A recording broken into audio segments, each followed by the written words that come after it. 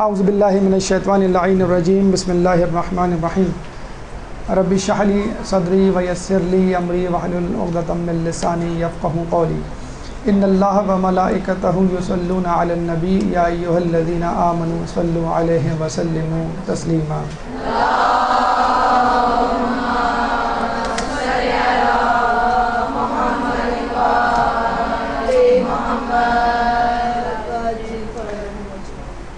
ہم عید کیسے منائیں؟ جیسے کہ آپ کو معلوم ہے کہ رمضان کے اوائل میں آپ کو جو دروس دیے گئے اس میں آپ کو رمضان کس طرح گزاریں کے حوالے سے کچھ باتیں، کچھ نکات، کچھ ٹپس آپ کو بتائی گئیں کہ کس طرح آپ رمضان المبارک کو مکمل طور پہ اپنے لیے مفید بنا سکتے ہیں۔ اسی طرح اسلام وہ مذہب ہے کہ جو ہر کام کو تفکر، غور و فکر کرنے کے بعد اور بہت احتیاط کے ساتھ انجام دینے کی تاکید کرتا ہے، اور یہ وہ مذہب نہیں یا یہ وہ امت نہیں کہ جو مصیبت میں، جو غم میں، جو عبادات میں احکامات اور مسائل کو انجام دیتے ہوئے تو خدا کو یاد رکھے، لیکن جب خوشی کا موقع آئے، سیلیبریشنز کا موقع آئے تو خدا کو بھول جائے۔ جیسا کہ ہم دیکھتے ہیں دیگر مذاہب کے ماننے والے ایسا کیا کرتے ہیں، اور اس کی ایگزامپلز آگے آئیں گی۔ تو چنانچہ ہمیں غم میں بھی خدا کو یاد رکھنا ہے اور خوشی میں بھی خدا کو یاد رکھنا ہے، اور اس کا ایک اہم پہلو یہ بھی ہے کہ ہم خوشی میں کہیں یہ نہ بھول جائیں کہ ہم کچھ دن پہلے تک کیا تھے اور خوشی کے سبب کیوں کر اپنے اس درجے سے گر گئے ہیں اور کمتر درجے یا حیوانیت کے درجے تک پہنچ گئے ہیں۔ تو یہ بہت اہم ہے جاننا کہ رمضان تو ہم نے گزار لی ہے الحمدللہ کامیاب طریقے سے، اور تقریباً رمضان گزر چکا اور 2 یا 3 روزے باقی ہیں۔ تو اب وہ دن ہیں کہ جب ہمیں عید کا استقبال کرنا ہے اور عید کی تیاری کرنی ہے۔ کچھ لوگ تو رمضان بھر عید کی تیاری کرتے ہیں، رمضان سے پہلے سے ہی شروع کر دیتے ہیں، لیکن بہرحال جسے کہتے ہیں کہ جس طرح رمضان کی تیاری آپ شعبان سے شروع کر دیتے ہیں، اسی طرح ہمیں عید کی بھی تیاری رمضان ختم ہونے سے پہلے ہی کر لینی چاہیے۔ ہم عید کیسے منائیں؟ یعنی ہماری عید کیسی ہو کہ جو اللہ تعالیٰ کے نزدیک بھی قابل قبول ہو اور خود ہمارے لیے بھی قابل قبول ہو، نہ کہ ایسی عید جو شیطان کے لیے بھی قابل قبول ہو اور اللہ کے لیے بھی قابل قبول ہو، کہ جیسے کہ ہم دیکھتے ہیں کہ ٹی وی کے پروگراموں میں ابتدا جو ہے وہ قرأت سے ہوتی ہے، پھر نعت رسول مقبول ہوتی ہے، اس کے بعد ایک قومی نغمہ ہوتا ہے، اور اس کے بعد ڈسکو میوزک۔ تو اس طرح گریجولی جو ہے وہ خدا سے بات شروع کی جاتی ہے اور تان جو ہے وہ شیطان پہ جا کے ٹوٹتی ہے۔ لیکن ہمیں عید مبارک اس طرح کہنا ہے اور خود اپنے طور پہ عید اس طرح منانی ہے کہ ہمارا نفس بھی ہم سے خوش رہے، اور ہم ایک اس کو چھٹی کا دن، تہوار کا دن کے طور پہ منائیں اور اس کو یاد رکھیں، اور خود ہمارا خدا بھی اس عید کے دن ہم سے راضی رہے۔ یہ مراحل سکون انشاءاللہ ہم ون بائی ون اس کو عبور کریں گے۔ سب سے پہلے مقدمہ یعنی مقدماتی گفتگو، اور اس کے بعد کرونولوجیکل آرڈر میں ترتیب وار جن جن مراحل سے ہم گزریں گے عید منانے کے لیے وہ آپ کے سامنے پیش کیے جائیں گے۔ مثلاً الوداع ماہ رمضان کے عید منانے سے پہلے ہمیں جو مہمان ہمارے پاس آیا تھا اس کو رخصت کرنا ہے، اور اس کے بعد اس کو رخصت کرنے کے بعد ہی عید کی طرف متوجہ ہونا ہے۔ اس کے بعد عید کا چاند جو خود ایک ہمارے یہاں کنٹروورسی ہے اور جس پہ بہت زیادہ نزاع کی کیفیت، اختلاف کی کیفیت، لڑائی جھگڑے پیدا ہو جاتے ہیں خود پاکستان میں بھی، تو اس مسئلے کو کس حد تک حل کیا جائے کم از کم اپنے مرض تقلید کے حوالے سے، اور ہماری کیا ذمہ داری بنتی ہے عید کے چاند کے حوالے سے۔ چاند رات جو عید سے زیادہ مقبول ہے، لوگ چاند رات کو زیادہ انجوائے کرتے ہیں بنسبت عید کے، اس کو کس طرح گزارنا چاہیے اور ہم کس طرح گزارتے ہیں۔ صبح عید کی صبح جس طرح رمضان کی ایک صبح تھی، اس میں سحری تھی، اس میں نماز شب تھی، نماز فجر تھی، تسبیح و تحلیل تھی صبح کی، اس طرح صبح عید کس طرح منانی چاہیے۔ 5واں مرحلہ یوم عید، یعنی دن بھر ہمیں عید کا دن جو ہے وہ کس طرح ترتیب دینا ہے اپنی پلاننگ اور اپنا روٹین، کہ ہم خدا کے بنائے ہوئے راستے سے نہ ہٹ جائیں۔ چھٹا، عید کی رات، یعنی جب عید کی رات آتی ہے تو انسان پہ کیا احساسات، جذبات، فیلنگز طاری ہوتی ہیں، اور اب اس کو اگلے دن کی تیاری کرنی ہے، وہ کیسے کرے۔ اور عید کے بعد، یعنی عید کے بعد انسان کا رویہ کس طرح ہونا چاہیے تاکہ وہ تقوی کے اس تسلسل، تقوی کی اس کڑی سے جڑا رہے جو اس نے رمضان المبارک کے دنوں میں اپنے لیے تیار کیا تھا۔ تو آئیے سب سے پہلے مقدمے کی طرف چلتے ہیں، یعنی چند مقدماتی گفتگو تہوار یا عید کے حوالے سے، کہ مختلف جگہوں پہ غیر مسلم، غیر مسلمان لوگوں میں جگہوں پہ یہ کس طرح منایا جاتا ہے، اور اس کی کیا علت ہے، اس کے کیا سائیڈ ایفیکٹس ہیں، اور خود ہمارے ہاں عید کی کیا فضیلت ہے، کیا اہمیت ہے، کیا پس منظر ہے۔ ایک درود پڑھ دیجئے محمد والے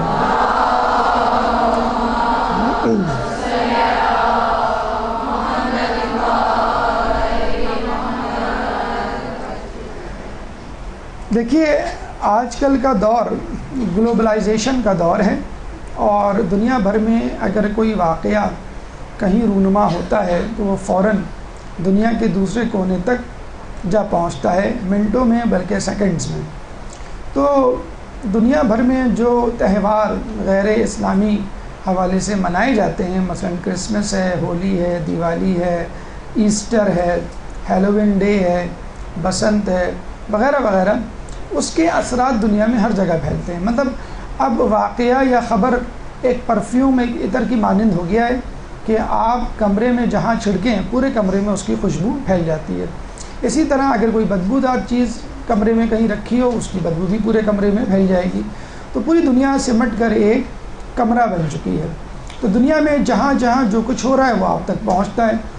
اسی لیے جو لوگ میڈیا سے بہت زیادہ متاثر ہیں، یا جن کے رشتہ دار دوسرے ممالک میں غیر مسلم علاقوں میں رہتے ہیں، ان تک جب بات پہنچتی ہے کہ فلاں مذہب والوں نے، فلاں علاقے والوں نے اپنے تہواروں کو کس طرح منایا، تو چند سادہ لو مسلمان بھی یہ سمجھ بیٹھتے ہیں کہ ہمیں بھی اپنے تہواروں کو اسی طرح ترتیب دینا چاہیے، اور ہمیں بھی عید کو اسی طرح سیلیبریٹ کرنا چاہیے۔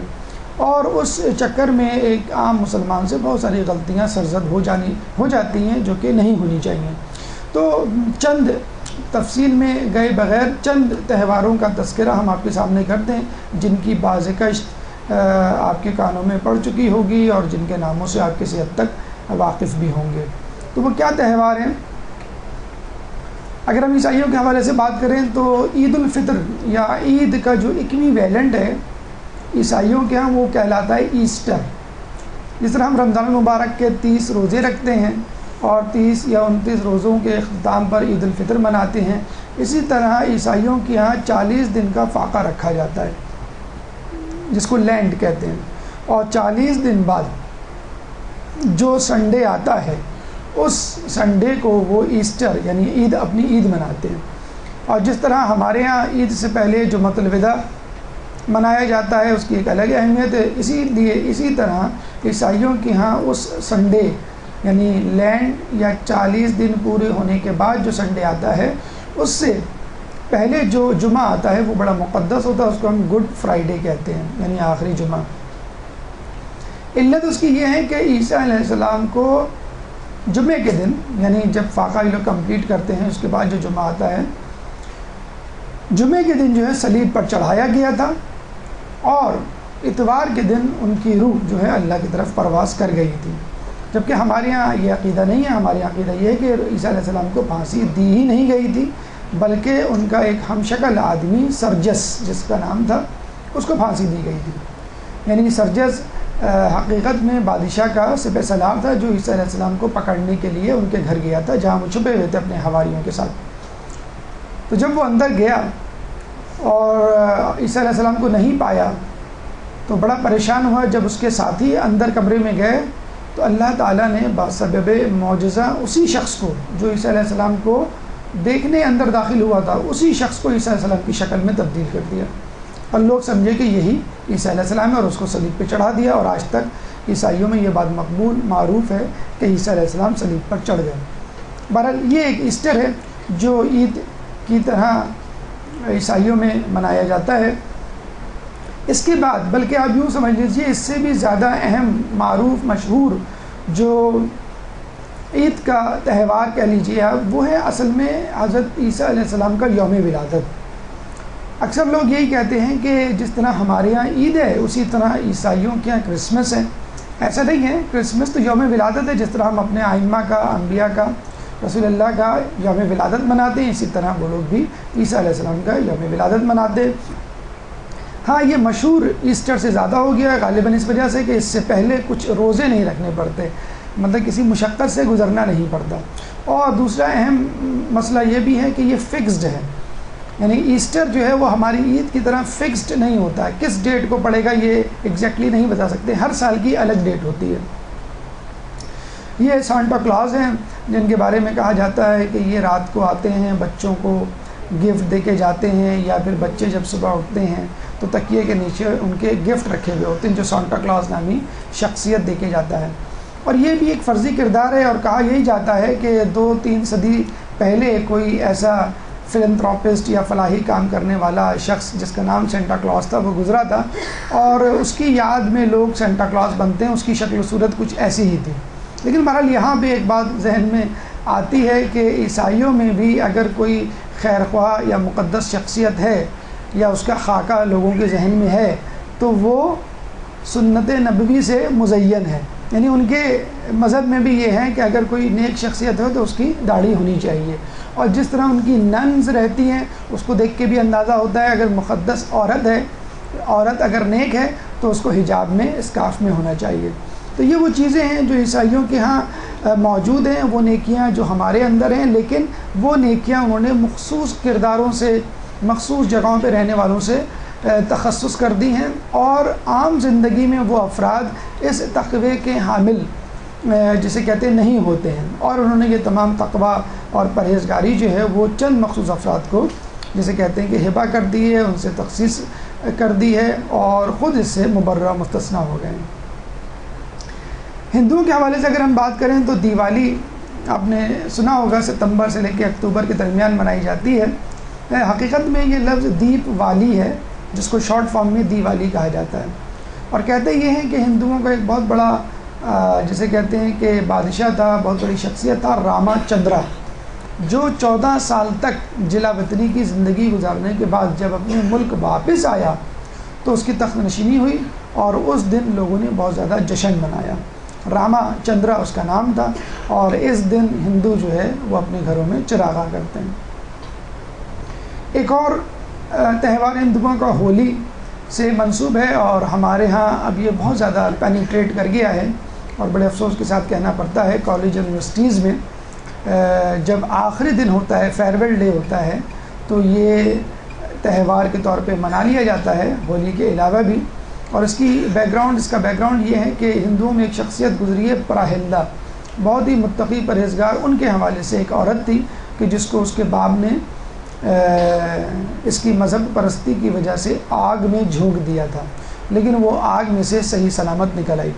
جب بہت ساری باتیں ہندوؤں کے حوالے سے آپ کو بڑی متشابہ لگتی ہوں گی ہمارے دین یا ہمارے جو انبیاء گزرے ہیں، مثلا ابراہیم علیہ السلام کا بھی واقعہ کچھ اسی طرح تھا کہ آتش نمرود میں ڈالے گئے، صحیح سالم واپس نکل آئے، اور پھر اس پہ ایک عید بھی منائی گئی ان کی امت کے لیے۔ تو کہا یہی جاتا ہے کہ ہندو در حقیقت ابراہیم علیہ السلام کی امت کے بگڑے ہوئے لوگ ہیں، یعنی جن لوگوں نے ابراہیم علیہ السلام کا ساتھ دیا وہ تو دین حنیف پر آ گئے اور مسلمان ہو گئے، اسلام لے آئے، اور جن لوگوں نے ساتھ نہ دیا یا منحرف ہو گئے، مرتد ہو گئے، وہ لوگ ہیں جو اب تک ہندوؤں کی شکل میں جی رہے ہیں۔ تو یہ ہمارے پاکستان میں بھی منایا جاتا ہے، یہ پکچر خود پاکستان کی ہے، اور کالج یونیورسٹیز میں جسے کہتے ہیں کہ اس کا بڑا چرچا ہونے لگا ہے، اگر رنگ نہیں ملتا تو پین کی جو انک ہوتی ہے وہ ایک دوسرے پہ ڈال کر ہولی کی متشابہ شکل بنائی جاتی ہے۔ پھر لوگوں کو کئی کالج یونیورسٹیز میں سمجھایا گیا ہے کہ بھئی یہ ہندوؤں کے تہوار ہولی سے متشابہ ہے، تو لوگوں نے ایک الگ مذہب کی ایجاد کر دی ہے جس کے کہتے ہیں انسانیت۔ انسانیت سب سے بڑا مذہب ہے، اور ہر کسی کو ہر تہوار منانا چاہیے۔ تو ہم یہی کہتے ہیں کہ بھئی اگر ٹھیک ہے، اگر آپ تہوار منا رہے ہیں تو ان کی دیگر باتوں کو بھی قبول کر لیں اور اس میں شریک ہو جائیں۔ آج آپ تہوار بنا رہے ہیں، کل آپ مندر کے اندر داخل ہو جائیں گے اور پرسوں جو ہے آپ پوجا شروع کر دیں گے۔ اور ہندوستان میں تو کئی جسے کہتے ہیں کہ افراد ایسے ہیں جو ہندوؤں کے بتوں کی بھی پوجا کرتے ہیں اور خدا کو بھی مانتے ہیں۔ تو کئی افراد آپ کو ملیں گے جن کے گھروں میں جسے کہتے ہیں مصلی جا نماز بھی ہے اور ہندوؤں کی مورتی بھی رکھی ہوئی ہے، اور وہ یہی کہتے ہیں کہ دنیا میں تمام مذاہب جو ہیں اپنی اپنی جگہ ٹھیک ہے، اگر انسان کسی کو دکھ یا تکلیف نہ دے تو آدمی جو ہے وہ خدا کی رضا حاصل کر لے گا، جنت میں چلا جائے گا۔ تو اسی طرح اب مسلمان بیچارہ یہ دیکھ کر، میڈیا کی یلغار دیکھ کر جو ہے وہ مغلوب ہو جاتا ہے، اور جو دیگر تہوار ہیں ان کو وہ حقیقی تہوار سمجھنے لگتا ہے۔ اور سب سے افسوسناک بات، یہاں تک اگر بات ہو تو کسی حد تک سمجھ میں بھی آ جائے، لیکن سب سے افسوسناک بات یہ ہوتی ہے کہ آپ ہندوؤں کے تہواروں پر، عیسائیوں کے تہواروں پر، کرسمس پر، ہولی پر تو بہت زیادہ خوشی کا، بہت زیادہ ایکٹیویزم کا، بہت زیادہ جسے کہتے ہیں ڈائنامک شخصیت کا تاثر دیتے ہیں، اور جب عید الفطر آتی ہے تو بالکل ایک بورڈ شخصیت بن کے گھر پہ بیٹھ جاتے ہیں، اور جب پوچھا جاتا ہے کہ بھئی آج عید ہے، آپ عید کیوں نہیں منا رہے، تو وہ کہتے ہیں کہ عید تو بچوں کی ہوتی ہے، ہماری کیا عید ہے۔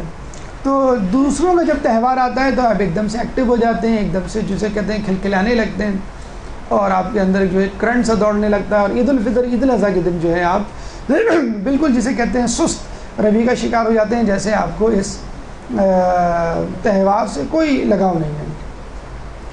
اس کے علاوہ کچھ تہوار ایسے ہیں جو غیر مذہبی تہوار ہیں، جن کا مذہب سے تو کوئی تعلق نہیں ہے، لیکن کسی خاص واقعے کی یاد میں وہ منائے جاتے ہیں۔ مثلا ایک ویلنٹائن ڈے ہے جس کا بہت آپ نے چرچا سنا ہوگا۔ اس میں جو ہے جو محبت کرنے والے افراد ہیں وہ ایک دوسرے کو خطوط لکھتے ہیں، کارڈ لکھتے ہیں۔ مثلا یہ ہے کہ اگر ایک دوست دوسرے دوست سے محبت کرتا ہے تو وہ اس کو خطوط دیتا ہے یا کارڈ دیتا ہے۔ کزنس ہیں، بہن بھائی ہیں، ماں باپ بچوں کے لیے، بچے والدین کے لیے، تو نیت تو ان لوگوں کی یہی تھی، لیکن وہ نیت جو ہے وہ غیر شرعی عشق یا عشق مجازی میں تبدیل ہو گئی۔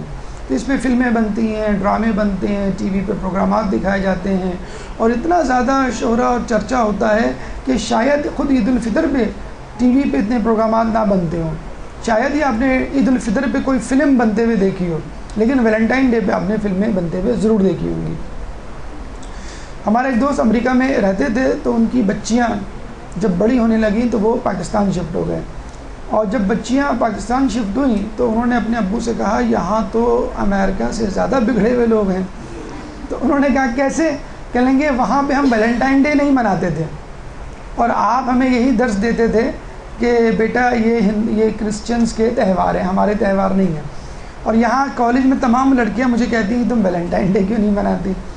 تو یہ دیکھیں یہ کتنا زیادہ افسوسناک واقعہ ہے کہ امریکہ میں رہتے ہوئے آپ جن چیزوں سے بچ رہے ہیں، اپنے ملک میں آتے ہیں تو افسوس کے ساتھ کہنا پڑتا ہے کہ یہاں پہ لوگ اس سے زیادہ دیوانے، اس سے زیادہ جسے کہتے ہیں کہ مجنوں بنے ہوئے۔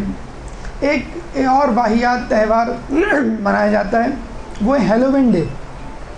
ہیلووین ڈے میں کیا ہوتا ہے کہ انسان جو ہے وہ ڈسگائز، بھیس بدل کر گھومتا ہے۔ بچے جو ہیں وہ عجیب و غریب، آپ نے اکثر دیکھا ہوگا بازاروں میں وہ شیر کی شکل کا یا بھوت یا جن کی شکل کا ماسک ملتا ہے، تو وہ حقیقت میں کیا ہے؟ یہ عیسائیوں کا جو ہیلووین ڈے ہے اس کی یاد ہے۔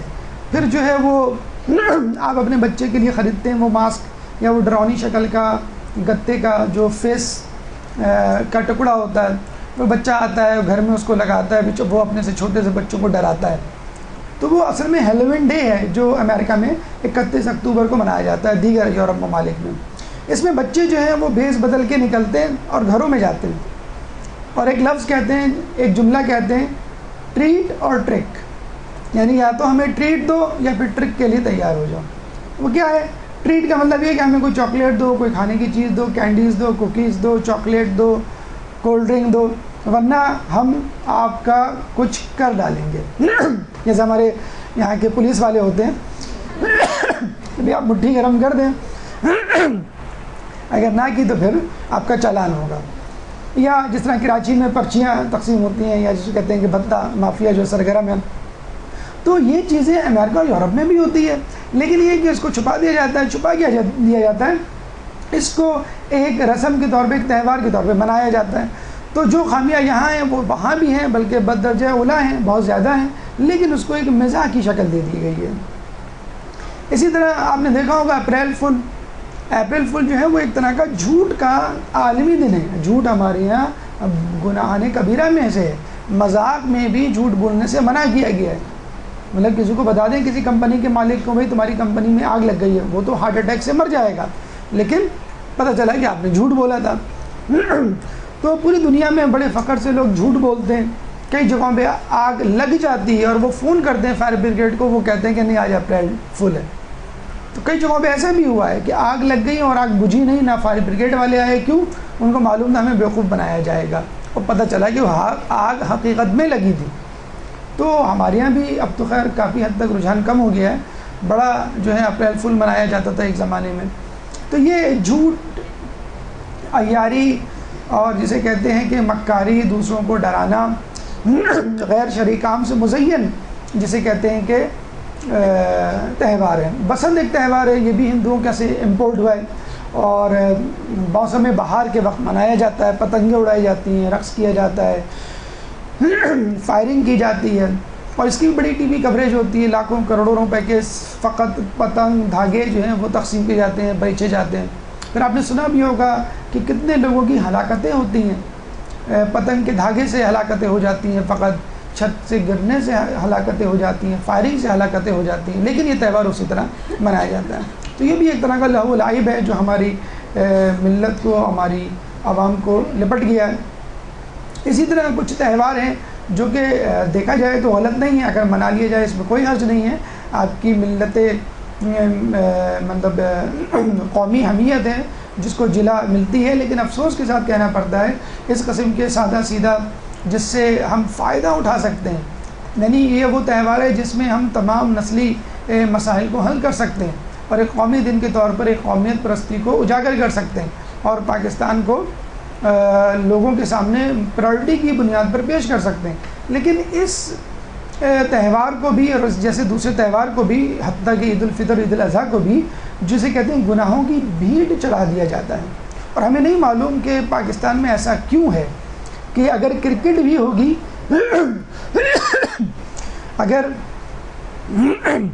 اگر کرکٹ بھی ہوگی تو وہ میوزک کے بغیر کمپلیٹ نہیں ہوگی. یعنی کوئی بھی پروگرام جو ہے میوزک اور گانے کے بغیر. ابھی 14 اگست کے موقع پہ ہم پروگرام دیکھ رہے تھے ٹی وی پہ, تو وہ ایک بچہ جس کے دونوں ہاتھ کٹے ہوئے تھے, یعنی پیدائشی نہیں تھے, اور وہ ہل جل رہا ہے. اب ہم سمجھے شاید اس کو ایپیلیپسی کا اٹیک ہوا ہے. پتہ چلا کہ وہ میوزک میں باقاعدہ ڈانس کر رہا ہے اور وہاں پہ جو ہے آپ کے حکومتی عہدیدار, سرکاری اہلکار بیٹھے ہوئے اس کا ڈانس دیکھ رہے ہیں. اور وہ کیا تھا, 14 اگست مخصوص بچوں کے ساتھ, یعنی 14 اگست ود اسپیشل چلڈرن.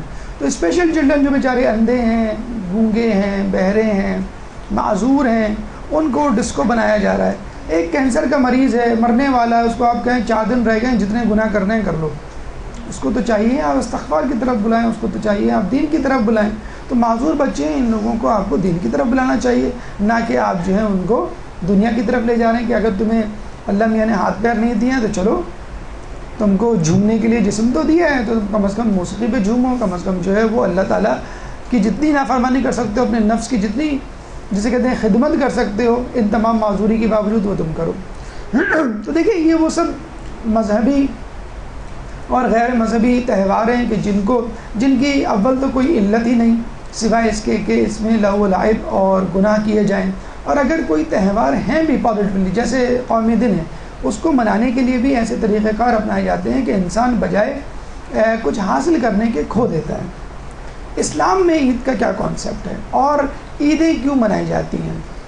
ابراہیم علیہ السلام کے بارے میں کہا جاتا ہے کہ جب ان کو آتش نمرود سے رہائی ملی تو اللہ تعالیٰ نے ان کی امت کے لیے وہ دن عید کا قرار پایا. اسی طرح یونس علیہ السلام جب شک میں ماہی مچھلی کے پیٹ سے باہر آئے, اللہ تعالیٰ نے یونس علیہ السلام کی قوم کو اس دن عید منانے کا کہا. عیسیٰ علیہ السلام کی امت پر جب مائدہ نازل ہوا, یعنی خوان, جس طرح موسیٰ علیہ السلام کی قوم پر من و سلوہ نازل ہوا تھا, اسی طرح عیسیٰ علیہ السلام کی امت پر بھی خوان نازل ہوا تھا, جس کا ذکر خود سورہ مائدہ آیت نمبر 114 114 میں ہے. ربنا انزل علینا مائدۃ من السماء تکون لنا عیدا, کہ اللہ ہمارے اوپر خوان نازل کر آسمان سے, اور ہم اس کو عید کے طور پر منائیں۔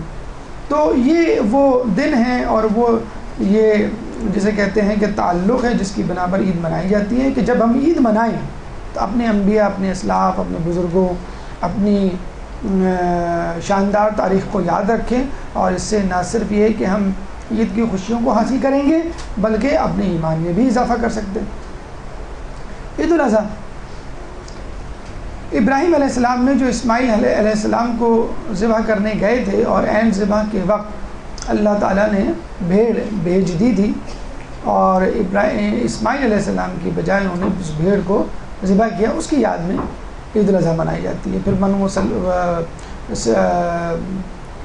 صفا و مروہ کی جو سعی ہے وہ بھی اس کی یاد میں ہوتی ہے۔ پھر جو ہے شیطان کو کنکریاں ہیں، وہ پورا حج ماشاءاللہ اللہ تعالیٰ نے ابراہیم علیہ السلام کی یاد میں مخصوص کر دیا۔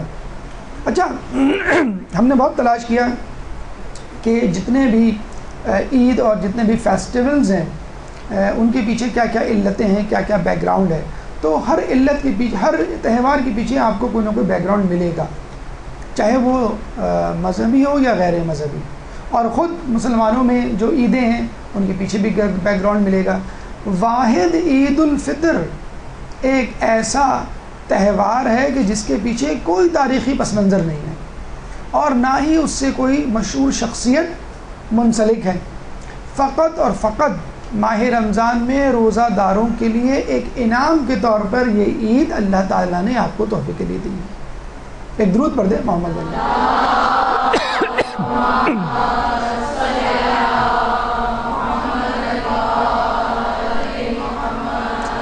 یعنی ہم اس عید کو منانے کے دوران کس کو یاد کریں؟ خود اپنے آپ کو یاد کریں۔ اس عید کو منانے کے دوران ہمیں کون سا واقعہ یاد آنا چاہیے؟ خود اپنے روزے یاد آنے چاہیے۔ تو کتنی بڑی بات ہے کہ دوسری عیدیں تو انبیاء اور ان کے کارناموں کے نتیجے میں وجود میں آئیں، علت انبیاء ان کے کارنامے بنے، اور عید الفطر فقط ایک مومن اور اس کے روزے بنے، اس کی علت۔ تو یہ کتنا بڑا درجہ ہے، کتنا بڑا جسے کہتے ہیں کہ اللہ تعالیٰ نے منزلت، کتنی بڑی منزلت ہمیں عطا کی ہے کہ جو روزہ دار ہیں ان کے لیے فقط ایک تہوار کے طور پر، ان لوگوں کے لیے فقط جو روزہ رکھتے ہیں ان کے لیے فقط ایک تہوار۔ اور یہ بھی کہا جاتا ہے کہ رسول اللہ نے جب مدینہ ہجرت کی تو وہاں کے لوگ زمانہ جاہلیت میں 2 دنوں، سال میں 2 دن مخصوص کرتے تھے اور اس دن تہوار منایا کرتے تھے۔ تو یہ 2 تہوار اللہ تعالیٰ نے عید الاضحیٰ اور عید الفطر سے ریپلیس کر دیے، لیکن عید الفطر کے بیک گراؤنڈ میں کوئی بھی تاریخی پس منظر یا شخصیت نہ رکھی، بلکہ خود مسلمانوں کے روزے ہی اس کا پس منظر تھے۔ اس کے علاوہ اور عیدیں ہم اپنے طور سے بھی بنائے سکتے ہیں، کیونکہ واقعی ان ایام میں بہت زیادہ اہمیت کے حامل واقعے رونما ہوئے۔ مثلا عید غدیر کی اگر ہم بات کر لیں تو مولا علی کی ولایت کا اعلان جو ہے وہ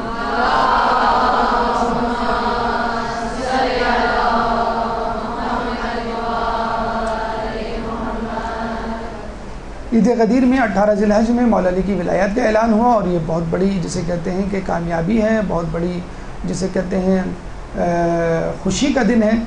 اور کہا یہی جاتا ہے، مطلب روایتوں میں بھی غالباً یا کسی بزرگ کی حکایت ہے کہ اگر ہم عید غدیر کو اس طرح مناتے جس طرح محرم مناتے تو لوگ جو ہے وہ مولا علی کی ولایت کو نہ بھولتے۔ یعنی جس طرح محرم مناتے ہیں، اگر اسی جس شدت کا غم محرم میں ایام اعظم میں ہم جس کا اظہار کرتے ہیں، اسی شدت کی خوشی اگر ہم غدیر کے موقع پر اس کا اظہار کریں تو دنیا جو ہے واقف ہو جائے، ان کے سامنے واضح ہو جائے کہ 18 ذی الحج کیوں امپورٹنٹ ہے۔ اسی لیے اسی طرح عید مباہلہ ہے 24 ذی الحج کہ جس میں جو ہے پنجتن پاک جو ہے وہ نجران کے عیسائیوں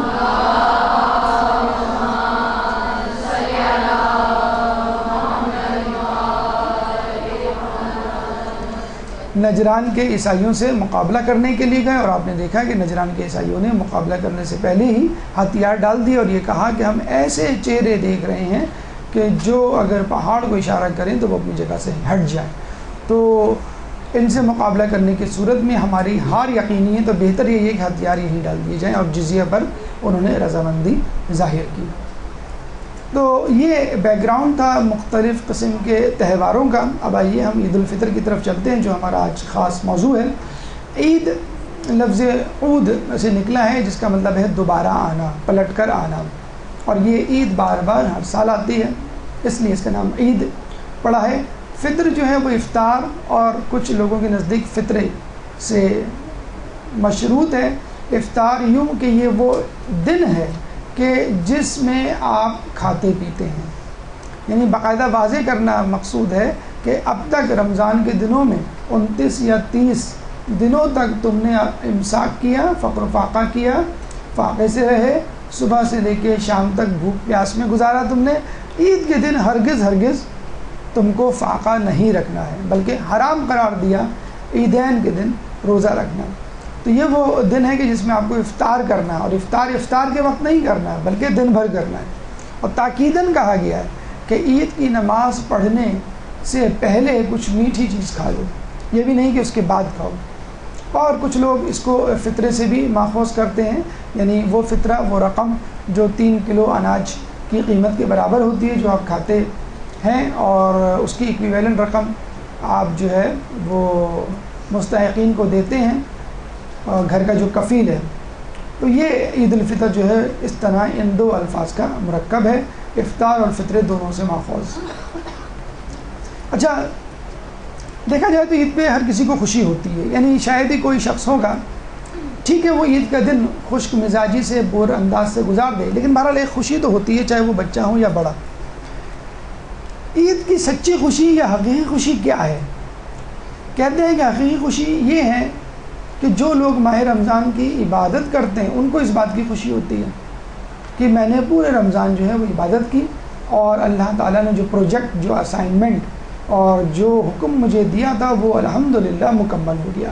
میں نے مکمل طور پہ اللہ تعالیٰ کی اطاعت کری، روزے رکھے، شب بیداری کی، اور اللہ تعالیٰ کی یاد میں پورا مہینہ گزار دیا اور کامیابی کے ساتھ گزار دیا. سب سے بڑی جسے کہتے ہیں کہ خوشی اس بات کی ہے. جیسے ایک بچہ ہے ایگزام دے کر آتا ہے، اگر اس نے اچھی تیاری کی ہوگی تو ایگزام دینے کے بعد وہ خوش ہوگا کہ میرا ایگزام اچھا ہوا کیونکہ میری تیاری اچھی تھی. نفس پہ قابو. جو لوگ رمضان اچھی طرح گزارتے ہیں، روزے کو اس طرح گزارتے ہیں جس طرح اللہ تعالیٰ نے سورہ بقرہ آیت نمبر 183 میں کہا ہے لعلکم تتقون، کہ حصول کے لیے گزارتے ہیں، وہ رمضان کے اختتام پر اس بات پر قادر ہوتے ہیں کہ اپنے نفس کو کنٹرول کر سکیں، بھوک پیاس سے کنٹرول کر سکیں، نیند سے کنٹرول کر سکیں، بری عادتوں سے اور گناہوں سے کنٹرول کر سکیں. تو یہ لوگ نفس پہ قابو پہ خوش ہوتے ہیں کہ ہم نے اپنے نفس کو فتح کر لیا، ہم نے اپنے نفس پر غلبہ حاصل کر لیا. اب ہم ڈرائیونگ سیٹ پر ہیں اور ہماری عقل، ہماری شہوت اور ہمارے غضب پر حاوی ہو چکی ہے.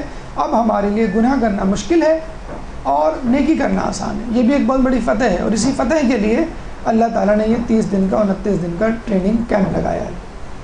پھر انعام کی خوشی ہوتی ہے. جیسے ایک بچہ ہے، وہ ایگزام دیتا ہے اور اس کو رزلٹ ملنا ہے، 30 دن اس نے محنت کی ہے، 30ویں دن اس کا ایگزام ہے، 31ویں دن اس کو رزلٹ نکلنا ہے، تو وہ خوشی ہوتی ہے اس کو آٹومیٹک کہ میرا ایگزام بڑا اچھا ہوا ہے، میری تیاری بڑی اچھی تھی اور مجھے انعام ملنے والا ہے، میں فرسٹ آؤں گا اور مجھے تحفہ ملے گا. اسی طرح ایک مومن بھی خوش ہوتا ہے کہ میں نے پورا مہینہ جو ہے وہ رمضان میں گزارا اور اللہ تعالیٰ کی عبادت میں گزارا، اور اب جو ہے عید کے دن اللہ تعالیٰ مجھے انعام دے رہا ہے عید کی صورت میں. پھر تربیت کے استعمال کی خوشی، یعنی ایک ڈاکٹر ہے وہ MBBS کرتا ہے تو وہ خوشی خوشی اپنے کالج سے نکلتا ہے یہ سوچتے ہوئے کہ جو کچھ میں نے 5 سال میں ٹریننگ کے دوران حاصل کیا، اب وقت آ گیا ہے کہ میں اس علم کو استعمال کروں، چنانچہ میں مریضوں کا علاج کروں گا اور ان سے ان کی بیماری کو دور کروں گا.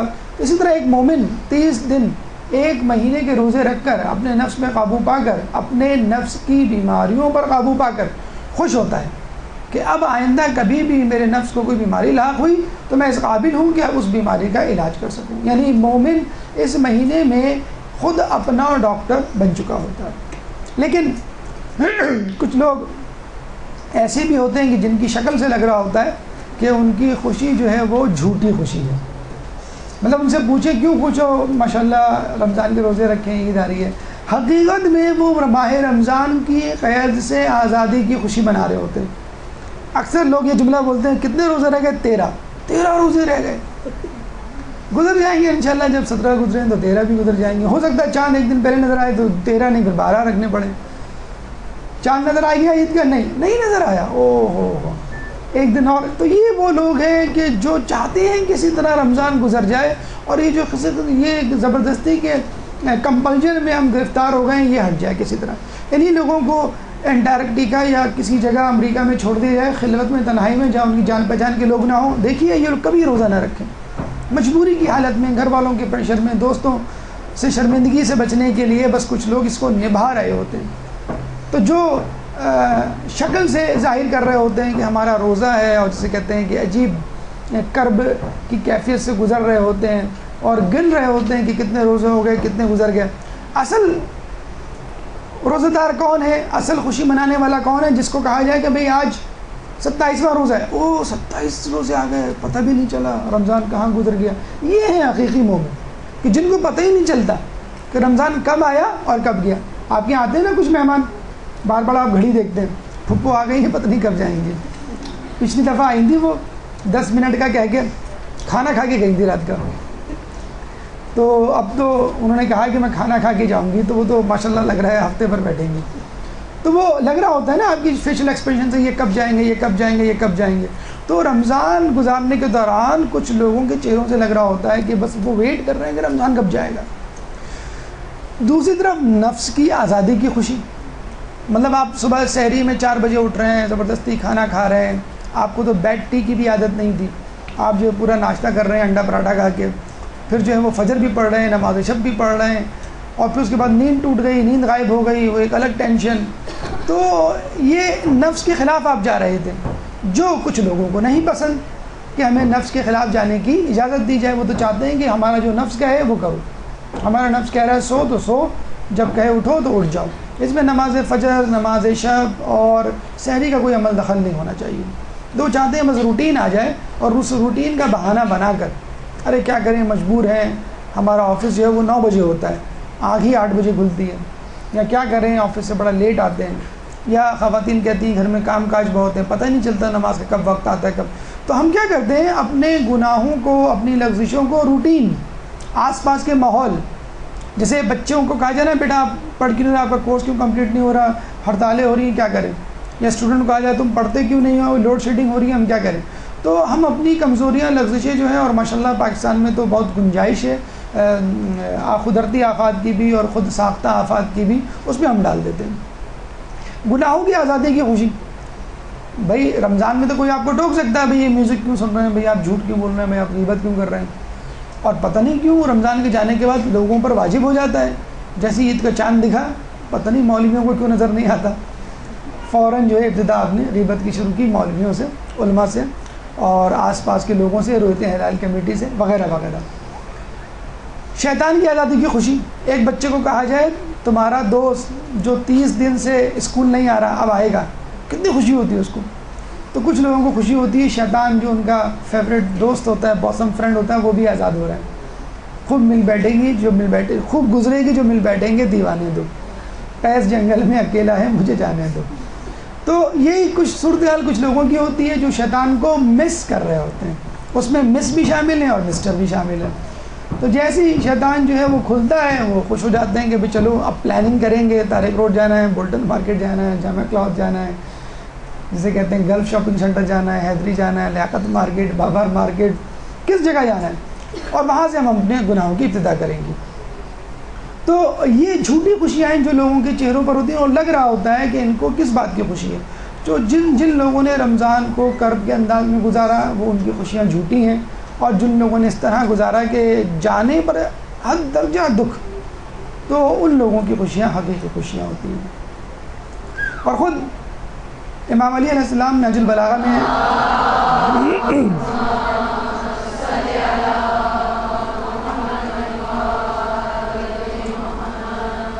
فرماتے ہیں کہ عید صرف اس کے لیے ہے جس کے روزوں کو اللہ نے قبول کیا ہو، اس کے قیام کو قدر کی نگاہ سے دیکھا ہو۔ ہر وہ دن جس میں اللہ کی معصیت نہ کی جائے اس کی عید ہے۔ حقیقی خوشی تو وہی ہے نا کہ جب انسان جو ہے وہ گناہ نہ کرے۔ تو بس سمجھ لیجئے کہ روزہ رکھنے والوں کو عید منانے کا حق ہے۔ ہمارے الٹا حساب ہے، ہمارے جو روزے دار روزے رکھتے ہیں، جو شب داریاں کرتے ہیں، جو اعتکاف کرتے ہیں، جو فطرہ دیتے ہیں، جو گناہوں سے بچتے ہیں، وہ عید کے دن بڑے بور بیٹھے ہوئے ہوتے ہیں۔ کیوں؟ کہ بس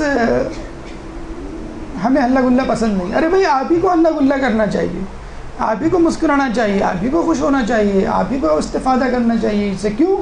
آپ ہی کے لیے تو ہے اللہ تعالیٰ نے عید بنائی۔ اور جو فاسق و فاجر و ملعون ہو، جسے کہتے ہیں کہ لوگ ہوتے ہیں مکار عیار، وہ عید میں سب سے آگے۔ آپ دیکھیں ٹی وی کھول کے، فنکار سیلیبریٹی سب سے آگے ہوتی ہیں عید منانے میں۔ ان کو حق ہی نہیں ہے عید منانے کا۔ جو بے پردہ ہیں ان کو حق ہی نہیں ہے، جو گناہوں میں زندگی گزار رہے ہیں۔ مطلب ابھی رمضان گیا نہیں ہے، عید کے پروگرامات کی جھلکیاں دکھانا انہوں نے شروع کر دی ہیں، جس میں جس طرح کے پروگرامات وہ دکھانے جا رہے ہیں دیکھ کے شرم آتی ہے کہ یہ پروگرام انہوں نے بنا لیے ہیں۔ اب بنا لیے تو کب بنائے ہوں گے؟ رمضان میں بنائے ہوں گے، اس کی ریکارڈنگ رمضان میں ہوئی ہوگی، ہو سکتا ہے شب قدر میں ہوئی ہو۔ تو یہ حالات ہیں ہماری میڈیا کے۔ تو میڈیا سے اگر کوئی یہ سمجھتا ہے کہ میڈیا ہمارے ایمان میں اضافہ کرے گا نعتیں دے کر شب قدر میں رمضان کے دن، وہی میڈیا، وہی اینکر عید کے بعد گلوکاروں کو انٹروڈیوس کروا رہا ہوتا ہے۔ وہی اینکر جو ہے جس کے سر پہ دوپٹہ ہوتا ہے، وہی اینکر جو ہے مادر پدر اعزاز بے حجاب ہوتی ہے رمضان کے بعد۔ تو میڈیا تو آپ کو رمضان کے یا مذہبی پروگرام دکھا کر یوں سمجھ لیجیے کیش کر رہا ہوتا ہے آپ کے جذبات کو۔ عوام میں جو چیز مقبول ہوتی ہے اس کو کیش کیا جاتا ہے۔ عوام رمضان کے روزے رکھ رہی ہے، ان کو معلوم ہے ایسے موسم میں کوئی فلمیں نہیں دیکھے گا، ایسے موسم میں کوئی موسیقی کے پروگرام نہیں دیکھے گا، تو ہماری ویورشپ کم ہو جائے گی، مذہبی پروگرام کی ویورشپ زیادہ ہو جائے گی، تو جتنے بھی پروگرام ہوتے ہیں ان کو رمضانی پروگرام میں تبدیل کر دیا جاتا ہے، مذہبی پروگرام میں تبدیل کر دیا جاتا ہے۔ حتیٰ کہ کوئی مزاحیہ کامیڈین ڈرامے بھی آتے ہیں تو اس میں اسلام کا تذکرہ شروع ہو جاتا ہے، یا جسے کہتے ہیں مذہب کے حوالے سے گفتگو شروع ہوتی ہے، تاکہ لوگوں کی نگاہیں ان کی طرف مرتکز ہو جائیں، زیادہ سے زیادہ ان کو کمرشلز ملیں، زیادہ سے زیادہ ان کے طرف سامعین متوجہ ہوں، اور پھر دیکھتے ہیں آپ وہی لوگ رمضان کے بعد کس طرح مشرق سے مغرب کی طرف چلے جاتے ہیں۔ مولا علی ایک دفعہ عید کے دن، عید کی صبح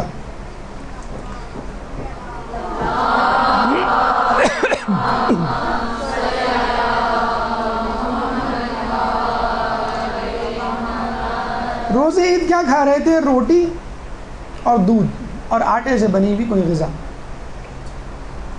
مطلب جو ہمارے یہاں جس چیز کی طرف لوگ نگاہ اٹھا کے نہ دیکھیں۔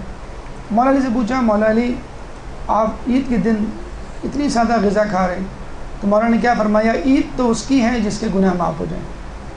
یعنی کتنا زیادہ جبر کیا ہے، کتنا زیادہ تزکیہ نفس کیا ہے مولا نے۔ اگر چاہتے تو کھا لیتے بہترین غذا، اور سب سے بہترین غذا کھانے کا حق تو مولا علی کو ہی تھا، کیونکہ ان جیسا تزکیہ نفس کرنے والا، ان جیسا پاک و پاکیزہ طاہر شخص روئے زمین پہ تھا ہی نہیں اس وقت جب مولا علی موجود تھے، اور وہ سب سے کم تر غذا کھا رہے ہیں۔ نعوذ باللہ شاید سب سے زیادہ گناہ کرنے والا شخص ہے۔ یہ غذا ہمیں کھانی چاہیے، اور ہماری والی غذا مولا علی کو کھانی چاہیے۔ یعنی جس کے جتنے گناہ ہو وہ شرمندگی میں اتنا ہی کم کھائے۔ دیکھا نا کسی جگہ موت ہو جائے، کوئی حادثہ ہو جائے، اس گھر میں اس دن دال پکتی ہے۔ آپ دیکھو آپ نے ایام عزا میں یا وفات میں ہمارے یہاں دالیں وغیرہ پکتی ہیں، حلیم پکتا ہے۔ تو مولا فرما رہے ہیں عید تو وہ ہے کہ جس دن آدمی کو یقین ہو جائے، عید تو وہ ہے کہ جس دن آپ کے گناہ معاف ہو جائیں، اور ہم اس طرح ڈٹ کے کھا رہے ہوتے ہیں۔ کیا کیا ڈشز ہوتی ہیں جو ہم اپنے گھر میں نہیں رکھتے، لگتا ہے کہ سارے گناہ ہمارے معاف ہو گئے، بلکہ ہم گناہوں میں خود کفیل ہو گئے ہیں، ایکسپورٹ بھی کر سکتے ہیں، کسی کو چاہیے وہ ہم سے لے بھی سکتا ہے۔ تو کم از کم مولا علی سے سبق حاصل کیجئے، کھانے پینے پہ پابندی نہیں ہے، لیکن کم از کم جو کچھ بھی کھائیں، شیر خورما کھائیں، دہی بڑے چھولے کھائیں، کھاتے ہوئے مٹھائی کھاتے ہوئے یہ یاد رکھیں کیا میں اس کا حقدار ہوں، کیا میرے گناہ معاف ہو گئے، اور اگر معاف ہو گئے تو شکر کیجئے، معاف نہیں ہو گئے تو فکر کیجئے۔ اب آئیے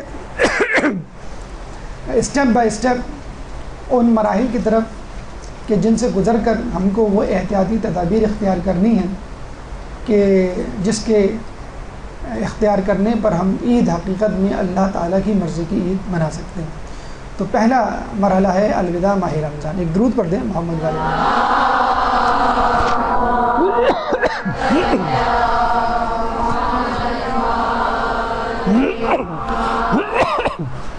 دیکھیں میں اس کی مثال آپ کو ایسے دوں، الوداع جو لفظ ہے وہ ودا سے نکلا ہے، داع، اس کا مطلب ہے راحت و سکون۔ جب مسافر کہیں جاتا ہے سفر پہ تو اس کو الوداع کیا جاتا ہے، یعنی اس کے لیے دعا کی جاتی ہے، خیر و عافیت سے پلٹنے کے لیے ہاتھ اٹھائے جاتے ہیں اور جاتے ہوئے حسن و ملال کا اظہار کیا جاتا ہے کہ ہمیں آپ کی جدائی کا بڑا افسوس ہے اور ہم امید کرتے ہیں کہ آپ بہت جلد آ جائیں گے۔ آپ نے دیکھا ہوگا نا، آپ کے گھر میں کوئی مہمان آئے تو جتنا زیادہ قریب ہوگا آپ اتنا ہی زیادہ دور تک اس کو چھوڑنے جائیں گے۔ بعض لوگ ڈرائنگ روم میں بیٹھے بیٹھے چائے کی چسکی لیتے ہوئے اچھا ہاں خدا حافظ آتے رہنا کہہ دیتے ہیں، کچھ لوگ کمرے کے دروازے تک، کچھ لوگ مین گیٹ تک، اور پھر مرد حضرات جو ہیں وہ آگے تک۔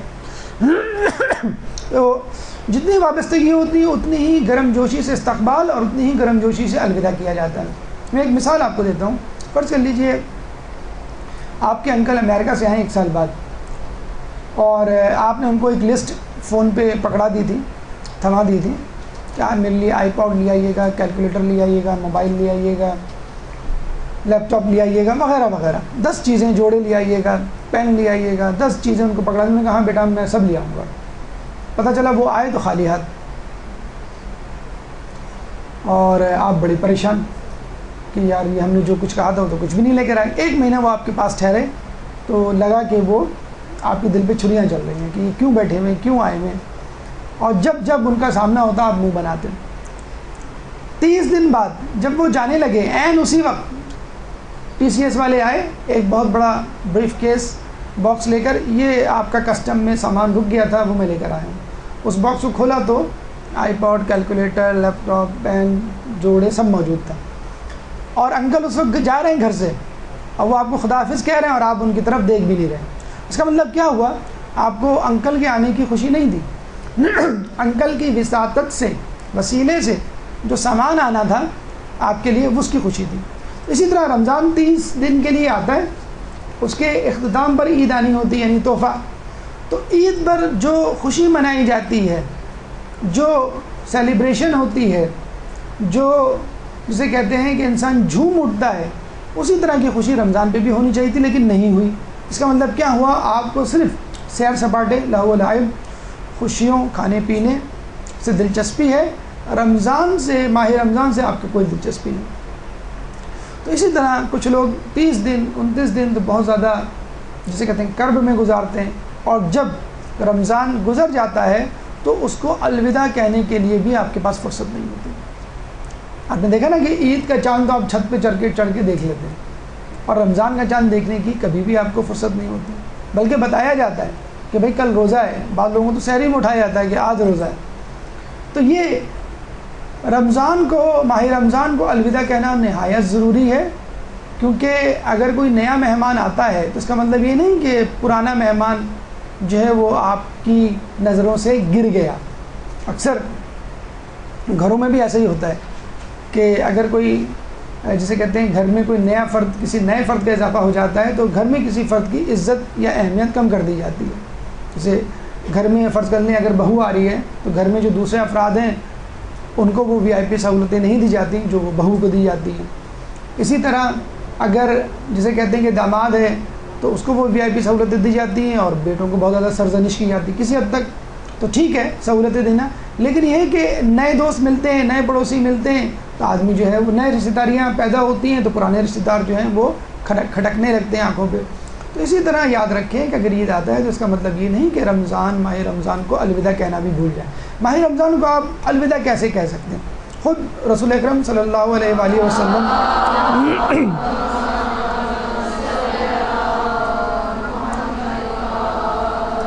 دعا ہے جو آپ کو پڑھنی چاہیے، مختصر سی دعا: اے اللہ اسے ہمارے روزوں کا آخری زمانہ قرار دے، اور اگر تو نے قرار دیا ہے تو ہمیں اپنی رحمت سے محروم نہ کر۔ کہا یہ جاتا ہے کہ جو شخص یہ کلمات کہے گا تو تو اس کو دو خوبیاں ملیں گی.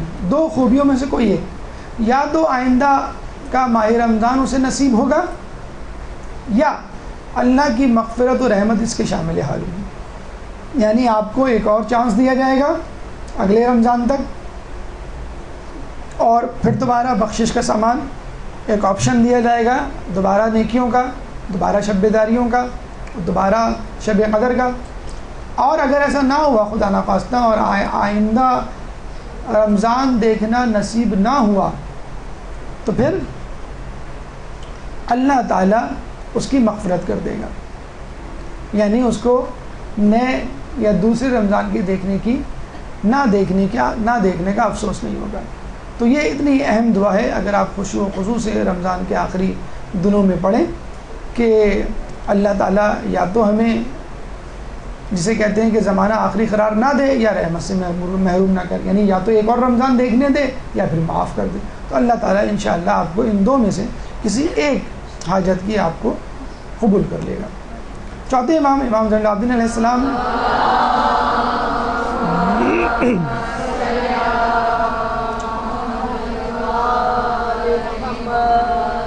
دعا ہے, دعا نمبر 45. کوشش کریں کہ اس دعا کو پڑھیں, کوشش کریں کہ اگر عربی میں پڑھ سکتے ہیں تو عربی میں, ورنہ ترجمہ تو ضرور ہی پڑھیں, عربی اور ترجمہ ضرور. اس کی جو معنیت ہے, اس میں جو مفہوم ہے, اس میں جو پیغام امام نے دیا وہ انتہائی خوبصورت پیغام ہے. رمضان کے بچھڑتے ہوئے تجھ پر سلام, اے وہ ہمدم جو انس و دل بستگی کا سامان لیے ہوئے آیا, تو شادمانی کا سبب ہوا اور واپس گیا تو وحشت بڑھا کر غمگین بنا گیا. تجھ پر سلام, تو گناہ گاروں کے لیے کتنا طویل اور مومنوں کے دلوں میں کتنا پرہیبت ہے. دیکھیں ابھی جو ہم نے گفتگو کی تھی کہ کچھ لوگ ہوتے ہیں کہ جن کو سچی خوشی ہوتی ہے, اور کچھ لوگ ہوتے ہیں جن کو جھوٹی خوشی ہوتی ہے. تو دونوں افراد کا تعارف کروا دیا ہے امام نے کہ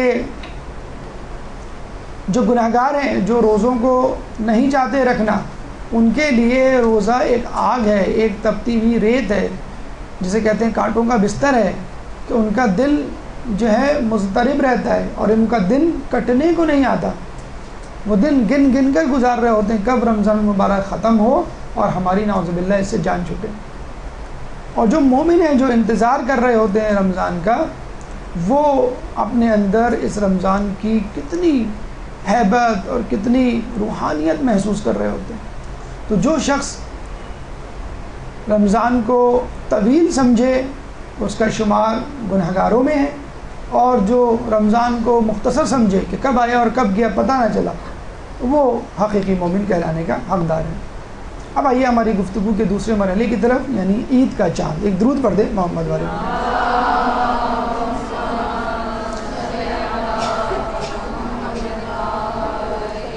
عید کا چاند ان 12 مہینوں میں سے واحد مہینہ ہے کہ جس کے دیکھنے کی تڑپ بچوں اور بڑوں دونوں کو ہوتی ہے.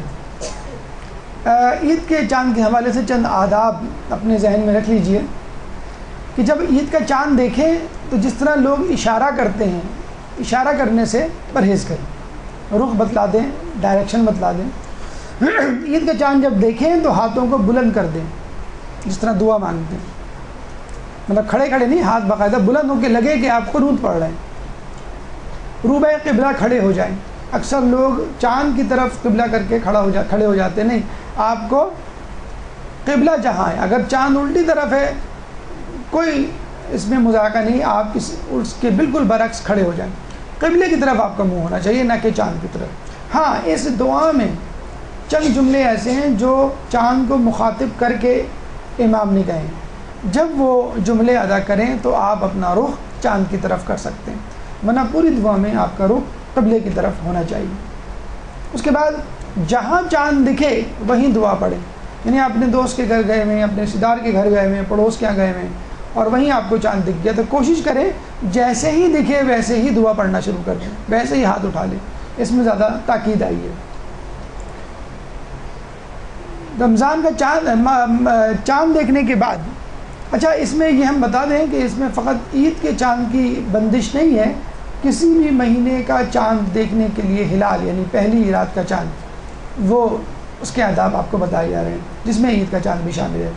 چاند دیکھنے کے بعد مصحف، آب رواں، سبزہ و گل و فیروزہ، ان میں سے کوئی ایک چیز دیکھے تو کہتے ہیں کہ انسان جو ہے اپنی بینائی میں اضافہ پائے گا۔ تو یہ وہ آداب ہیں کہ چاند دیکھتے وقت ملحوظ خاطر ہونے چاہیے، اشارے سے پرہیز کریں، ہاتھوں کو بلند کریں، روبہ قبلہ کھڑے ہوں، مخاطب کرتے ہوئے دعا میں جو چند جملے ہوں اس دوران چاند کی طرف قبلہ کر لیں، جس جگہ چاند دیکھیں وہیں پر دعا کریں، یہ نہیں کہ میں گھر جا کے دعا کر لوں گا اور اس کے بعد چند چیزیں مصحف، آب رواں، سبزہ و گل اور فیروزہ کو دیکھیں۔ اب آئیے امام کی جو دعا انشاءاللہ آپ پڑھیں گے اس عید کے آنے پر، جو دعا نمبر 43 ہے، تو اس پہ غور کیجئے۔ ہمارے ہاں ہر ایونٹ میں جو دعا یا اعمال بتائے جاتے ہیں، شب قدر کے، نیمہ شعبان کے ہیں، عید چاند رات کے ہیں یا اس کے بعد ہیں، اس میں حکمتیں ہیں۔ اس کے ترجمے کو اگر آپ بغور جسے کہتے ہیں کہ عقل جو ہے جائزہ لیں تو اس میں بہت زیادہ حکمتیں اور جسے کہتے ہیں کہ نکات آپ کو ملیں گے زندگی گزارنے کے۔ مثلا چند دو جملے منتخب کر کے میں آپ کے سامنے پیش کر رہا ہوں کہ دیکھیں امام نے کس طرح کا اظہار کیا چاند کو دیکھتے ہوئے، وَعَلَامَةً مِّنْ عَلَامَاتِ سُلْطَانِهِ، کہ تو اللہ تعالیٰ کی سلطانیت میں سے ایک علامت ہے، یعنی اللہ تعالیٰ سلطان ہے، بادشاہ ہے، تو اس کی علامت میں سے ایک علامت ہے۔ وَامْتَحَنَكَ بِالزِّيَادَةِ وَالنُّقْصَانِ، اور اس نے تجھے تسخیر کیا ہے زیادہ کر کے اور کم کر کے، یعنی چاند بڑھتا ہے اور گھٹتا ہے۔ وَالطُّلُوعِ وَالْأُفُولِ، اور طلوع کر کے اور غروب کر کے۔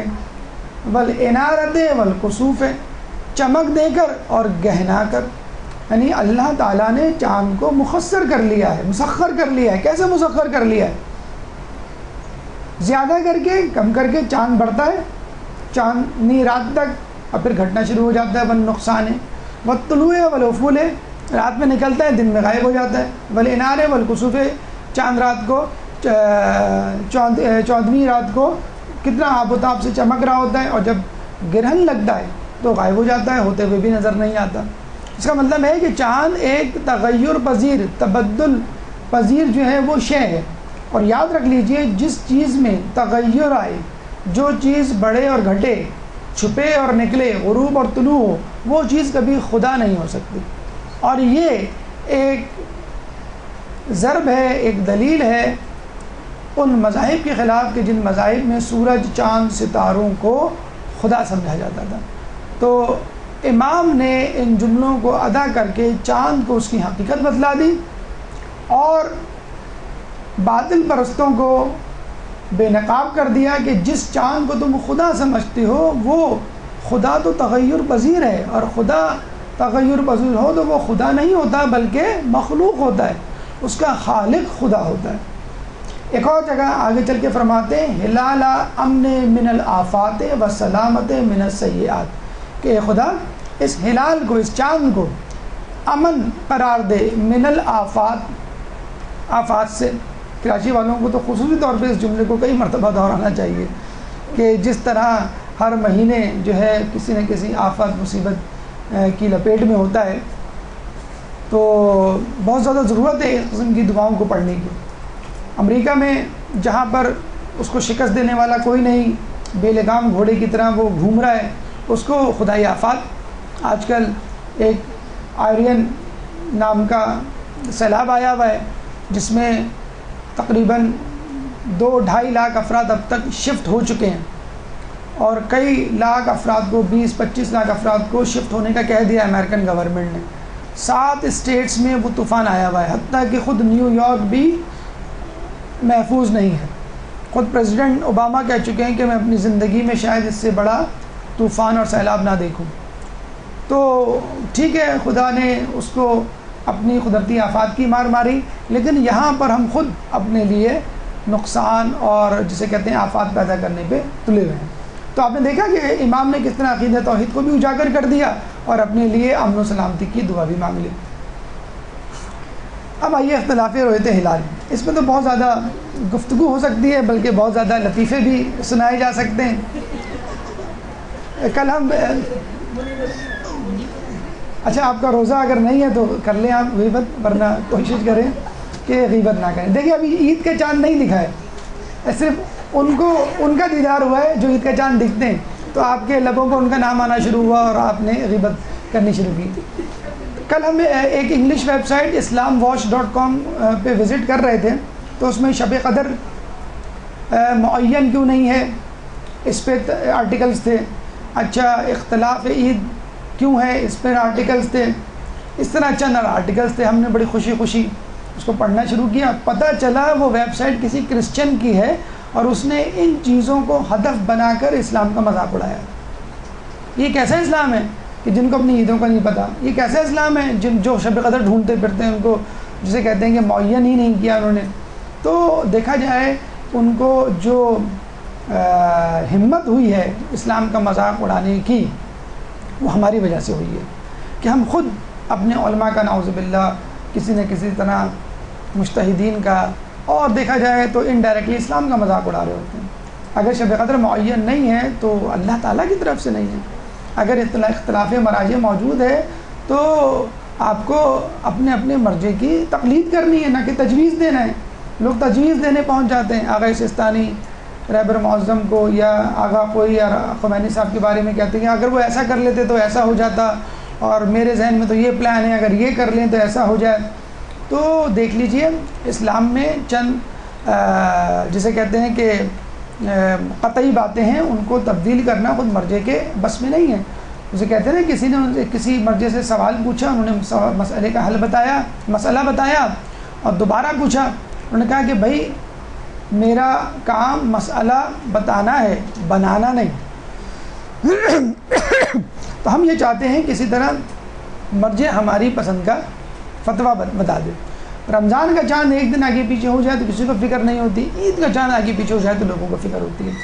مجھے یہ بتائیے کہ جن لوگوں کے ہاں اختلاف مراجعین نہیں ہے، مثلا اہل تسنن کیا، تو کیا ان کے یہاں 2 عیدیں یا 3 عیدیں نہیں ہوتی؟ ان کے بھی ہوتی ہیں. تو وہ آپ جو چاہے کر لیں، یہ اختلاف رہے گا. اور ہم یہ سمجھتے ہیں یہ اختلاف امام زمانہ کی غیبت کی ایک بڑی مصیبتوں میں سے ایک مصیبت ہے.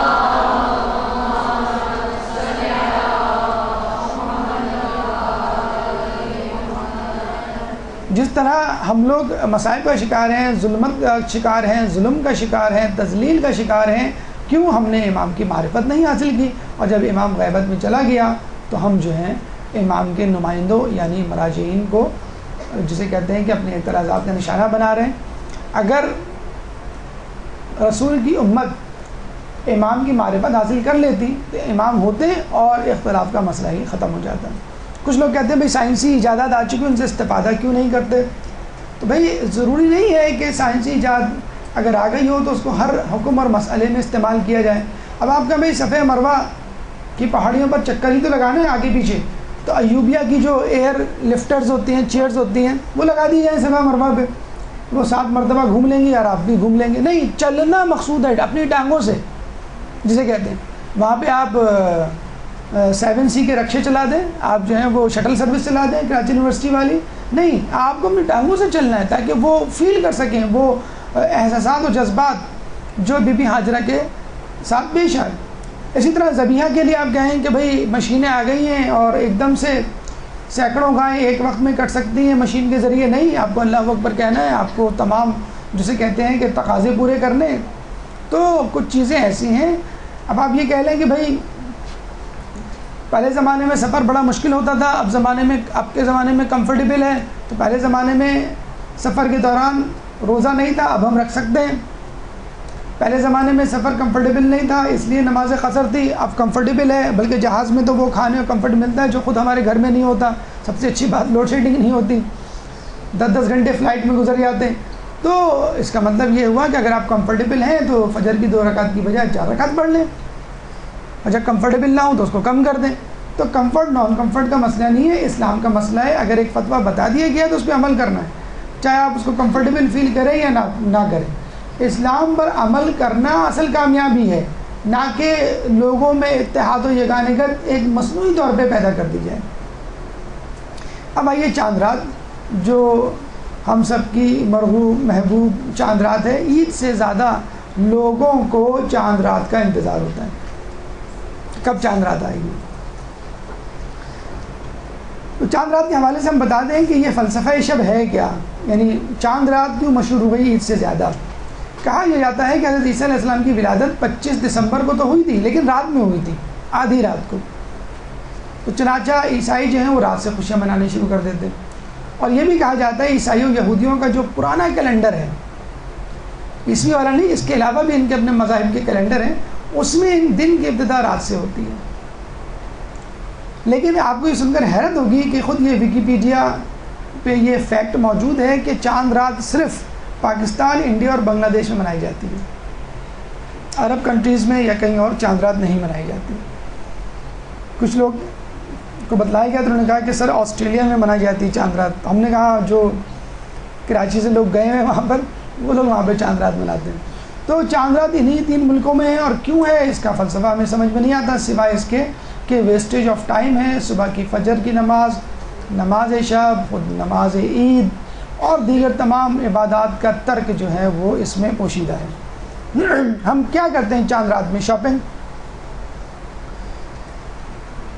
کوئی نہ کوئی چیز ضرور رہ جاتی ہے. یہ چیز رہ گئی تھی، یہ لینے جانا ہے، چاہے وہ رومال لینے کیوں نہ جانا ہو. یہ چیز رہ گئی تھی، یہ لینے جانا ہے. سوئیاں ہی لینے کیوں نہ جانا ہو، آپ جو ہے وہ بڑی مارکیٹ جائیں گے وہ سوئیوں کے پیکٹ کے لیے. مہندی، اس کے بارے میں فقہی مسائل آپ کو بخوبی جسے کہتے ہیں کہ آگاہ ہوں گے. مطلب جو لوگ بے حجابی یا حجاب ان کے لیے کوئی مسئلہ ہی نہیں ہے حجاب، تو وہ بڑے مزے سے جو ہے وہ مہندی کے اسٹال لگائے جاتے ہیں. ان مہندی جو ہے لگوانے جایا جاتا ہے. مردوں سے چوڑیاں پہنی جاتی ہیں، ایک جسے کہتے ہیں ایکسٹریم آف ڈیلائٹ جسے کہتے ہیں. ڈنر کیا جاتا ہے، رشتہ داروں سے عید کی رات ملا جاتا ہے. ملاقاتیں عید کی رات ہوتی ہیں. یعنی کراچی کے شاپنگ سینٹر ٹریفک جیم میں جسے کہتے ہیں کہ پھنسے ہوئے ہوتے ہیں. ایک صاحب رات کے 1:30 بجے جا رہے تھے کہیں. ہم نے پوچھا آپ کہاں جا رہے ہیں؟ کہنے لگے میں طارق روڈ جا رہا ہوں. میں نے کہا رات کے 1:30 بجے آپ طارق روڈ جا رہے ہیں؟ یعنی اس وقت رش کم ہوتا ہے. تو یہ حال ہے لوگوں کا. ابھی کراچی جو ہے وہ اپنے زخموں سے جسے کہتے ہیں ریکور ہوا ہے، لیکن لوگوں کی عیاشیاں اور سرور جو ہے وہ اپنے عروج پر ہے. تو اچھا آپ نے دیکھا بھی ہوگا کہ عموماً بہنوں کے گھر یا جسے کہتے ہیں بہوؤں کے گھر جو کیک لے کے جایا جاتا ہے، یا بری جسے کہتے ہیں، لیکن جس کی نئی شادی ہو یا جسے کہتے ہیں کہ نکاح ہوا ہو، تو وہ بھی عید کی رات اگر یہ کام کرنا ہے تو آپ عید کے دن کر سکتے ہیں. لیکن عید کی رات کو کیا جاتا ہے. مطلب کیک بنایا جائے گا، فروٹ باسکٹ بنائی جائے گی، بوکے لیا جائے گا، مہندی لگائی، سارے کام عید کی رات کو کہ چاند نکلے تو ہم نکلیں، باہر نکلیں. اور جسے کہتے ہیں کہ پوری رات جو ہے وہ سیر سپاٹے اور جسے کہتے ہیں گھومنے پھرنے میں گزار دیا جاتا ہے. آپ مجھے بتائیں عید کے لیے آپ کے پاس کیا انرجی باقی رہے گی؟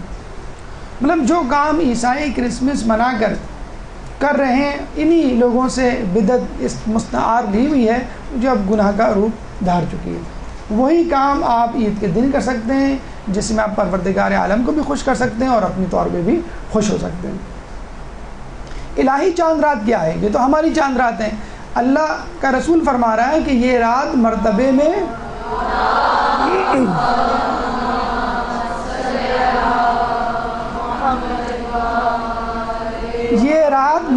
میں شب قدر سے کچھ کم نہیں. مجھے بتائیے کتنا بڑا اسٹیٹمنٹ ہے رسول خدا کا.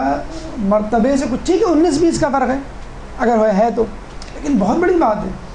شب قدر 1000 مہینے سے بہتر ہے تو ہو سکتا ہے یہ فقط 1999 ہو وغیرہ وغیرہ، لیکن بہرحال شب قدر سے کم نہیں ہے. رسول اللہ کا اسٹیٹمنٹ مفاتیح الجنان میں. لیلۃ الانعام، لیلۃ الجائزہ اس کو کہا گیا ہے کہ انعام کی رات ہے، جائزہ لینے کی رات، تحفے کی رات.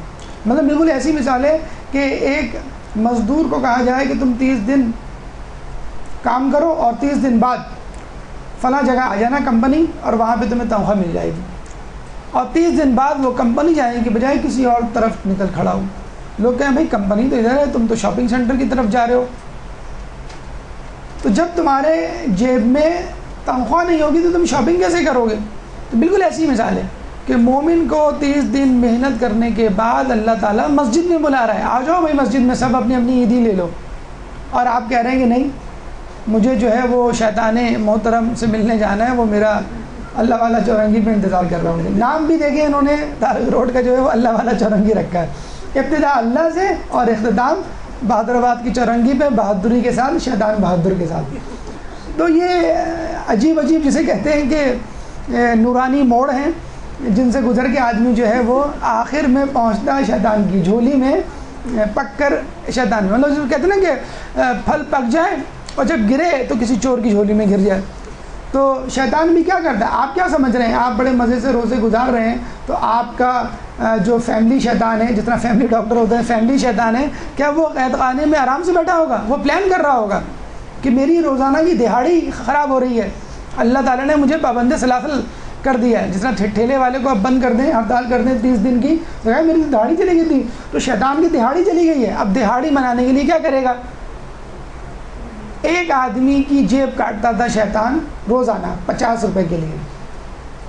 اس نے سوچا ٹھیک ہے میں چاند رات کو پوری تنخواہ کاٹ لوں گا اس کی جیب سے، بس شیطان وہی کر رہا ہے، 30 دن آپ کو نیکیاں کمانے کو دے رہا ہے اور چاند رات کو وہ اکٹھا آپ کی جھولی سے وہ تمام انعامات، وہ تمام تحفے، وہ تمام تقویٰ نکال لے گا جو آپ نے اس رمضان میں کمایا۔ تو ہم بڑے مزے سے رمضان میں نیکی کما رہے ہوتے ہیں اور پورا کا پورا جسے کہتے ہیں پارسل بنا کے، ایک بری بنا کے فروٹ کا ٹوکرا اور مٹھائی سمیت وہ شیطان کو پیش کر دیتے کہ یہ ہم نے کمایا ہے آپ کے لیے، لیٹس انجوائے۔ تو خدا کے لیے آپ کو چاند رات کی بجائے الہی چاند رات گزارنی چاہیے۔ الہی چاند رات کے کیا تقاضے ہیں؟ نمبر 1 غسل کیجئے غروب آفتاب کے وقت۔ نمبر 2 شب بیداری میں گزاریے، مسجد میں شب بیداری کا اسپیشلی کہا گیا ہے۔ دعا، نماز، استغفار، طلب حاجات، تکبیریں پڑھیے مغرب کی نماز کے بعد، عشاء کی نماز کے بعد، فجر کی نماز کے بعد، نماز عید کے بعد۔ اللہ اکبر اللہ اکبر لا الہ الا اللہ واللہ اکبر اللہ اکبر وللہ الحمد الحمد للہ علی ما ہدانا ولہ الشکر علی ما اولانا، کہ اللہ سب سے بڑا ہے، اللہ سب سے بڑا ہے، کوئی شریک نہیں سوائے اللہ کے، اور اللہ سب سے بڑا ہے، اللہ سب سے بڑا ہے۔ ہم شکر کرتے ہیں اللہ تعالیٰ کہ اس نے ہمیں ہدایت دی، اور ہم شکر کرتے ہیں کہ اس نے جو کچھ ہمیں دیا۔ یہ تکبیریں ہیں جو آپ کی زبان پر جاری رہنی چاہیے نمازوں کے بعد، نماز عیدین میں۔ اس کے بعد ایک دعا ہے بعد نماز مغرب، وہ آپ کو مفاتیح میں مل جائے گی، شروع کے جو الفاظ ہیں یا ظلمن میں۔ سجدے میں جا کر اس کے بعد دعا پڑھنے کے بعد 100 مرتبہ اتوب الی اللہ پڑھنا ہے۔ 5واں جو عمل ہے وہ زیارت امام حسین ہے، 5ویں زیارت۔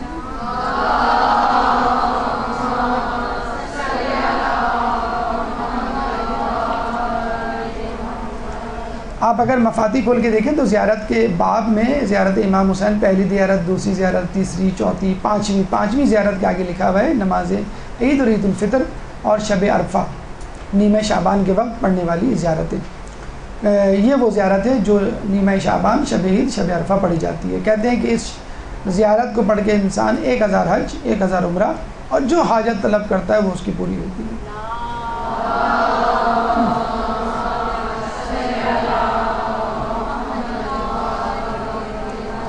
اس کے علاوہ دعائے شب جمعہ یا دائم الفضل 3 لائن کی دعا ہے جو آپ کو نماز شب جمعہ کے اعمال میں مل جائے گی، 10 مرتبہ اس کو پڑھنا ہے۔ 10 رکعت نماز ہے جو ماہ رمضان میں آخری شب کے اعمال میں پڑھی جاتی ہے۔ 2 رکعت نماز یہ خصوصی طور پر اس کی بڑی تاکید ہے اور مساجد میں خاص طور پہ اس کا اہتمام کیا جاتا ہے، آپ نے بھی پڑھی ہوگی۔ پہلی رکعت میں 1000 مرتبہ یا 100 مرتبہ سورہ توحید۔ 1000 مرتبہ سن کر لوگوں کا جو بلڈ پریشر لو ہو جاتا ہے، فینٹ ہو جاتے ہیں۔ 1000 مرتبہ، اور کہیں آیا ہے 100 مرتبہ۔ جس اسپیڈ سے انسان مصروف ہوتا جا رہا ہے اور جس انہماک سے چاند رات منائی جا رہی ہے تو وہ آئندہ چند سالوں میں سورہ توحید 100 سے سکڑ کر 10 اور 1 رہ جائے گی۔ بہرحال روایتوں میں جو آیا ہے وہ 1000 اور 100 کا حصہ آیا ہے۔ دوسری رکعت میں فقط 1 ہی مرتبہ سورہ توحید ہے۔ بعد نماز سجدے میں جا کر 200 مرتبہ اتوبوا الی اللہ، اور اس کے بعد ایک چھوٹی سی دعا ہے یا ذا المن والجود۔ تو یہ وہ دعا ہے، یہ وہ نماز ہے۔ اسپیشلی اگر آپ دیگر نمازیں نہ پڑھ سکیں تو کم از کم ان 2 رکعت کو انجام دیں۔ 1000 مرتبہ نہ پڑھ سکیں تو 100 مرتبہ، 100 مرتبہ نہ پڑھ سکیں تو کم از کم 10 مرتبہ۔ مستحب نمازیں اس میں تھوڑا تغیر تبدل ہو سکتا ہے، لیکن جس طرح لکھا ہوا ہے اگر آپ اس طرح پڑھیں تو یقیناً آپ کو اسی طرح کا اجر ملے گا کہ جس طرح کہ منقول ہے اس نماز کے لیے، ان اعمال کے لیے۔ تو اس نماز کو ضرور پڑھیے گا۔ اس نماز کے لیے مولا علی فرماتے ہیں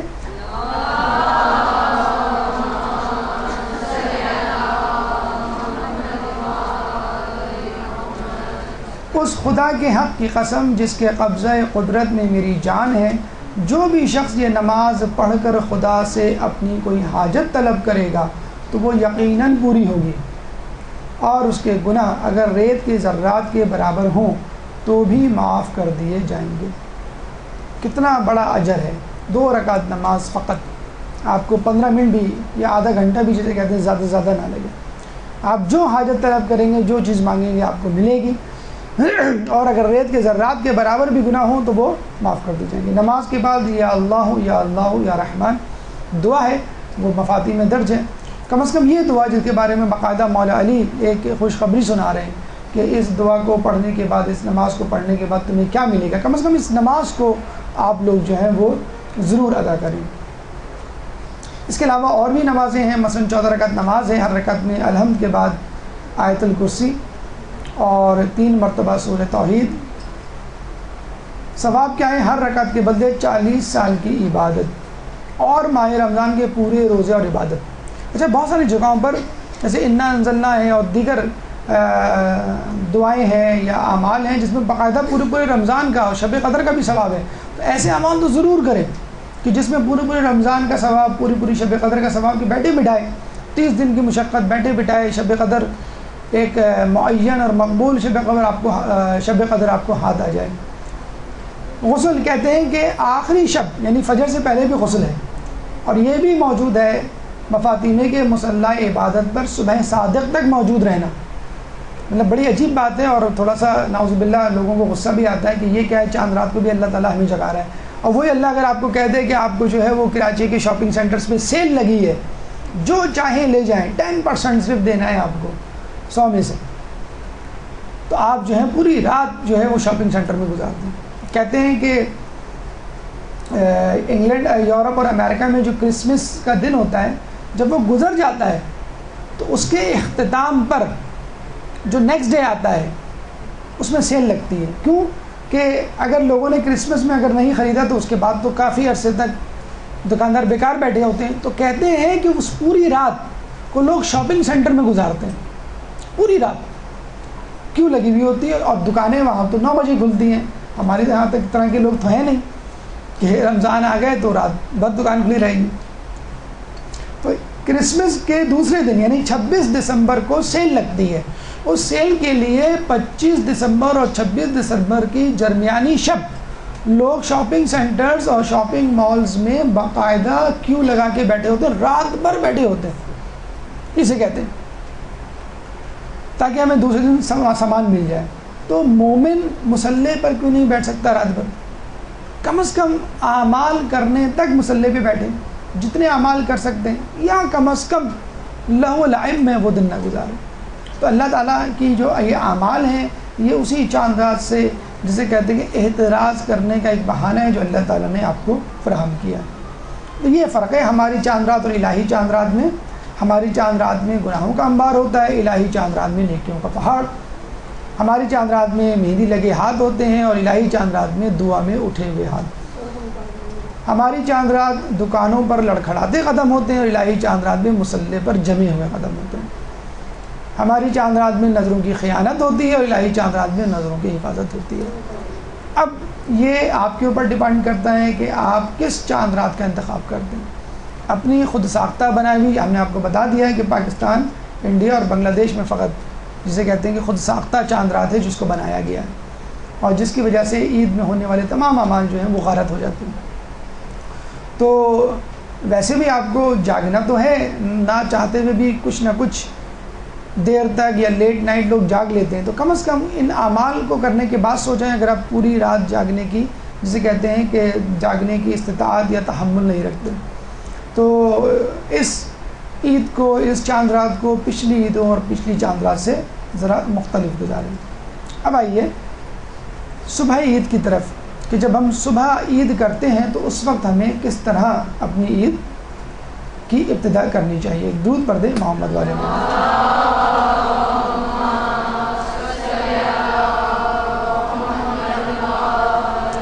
ہماری گفتگو کا چوتھا مرحلہ دیکھیے، عید کا دن بھی اعمال سے شروع ہوتا ہے.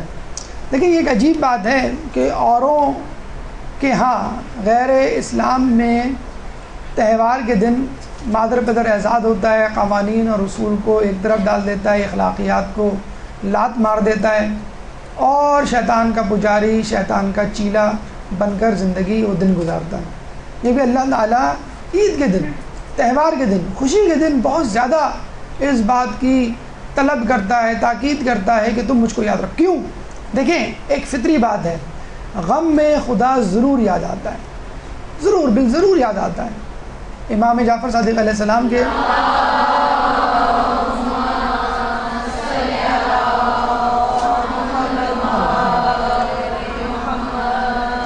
آپ کے پاس ایک ملحد آیا اور کہنے لگا میں خدا پہ یقین نہیں رکھتا، میں کیسے یقین کر لوں کہ خدا ہے؟ امام نے فرمایا کبھی تیرے ساتھ ایسا ہوا ہے کہ بیچ دریا میں طوفان آیا ہو، منجدار میں تیری کشتی ڈولی ہو اور تو ڈوبنے کے قریب ہو اور تیرے دل میں ایک امید کی کرن پھوٹی ہو؟ اس نے کہا ہاں. چلا بس وہی خدا ہے.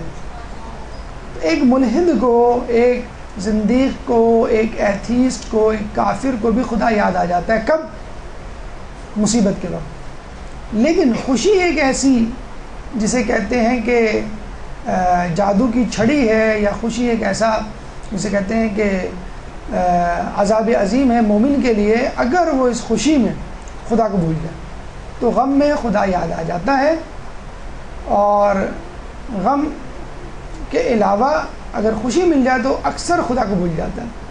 تو اسی لیے اللہ تعالیٰ نے جو بظاہر نظر آتا ہے کہ عیدین میں اور خوشی کے دنوں میں باقاعدہ تاکیدیں کی ہیں کہ تم یہی اعمال کرو تاکہ اللہ کی یاد کو اپنے دل میں رکھتے ہوئے وہ دن گزارو.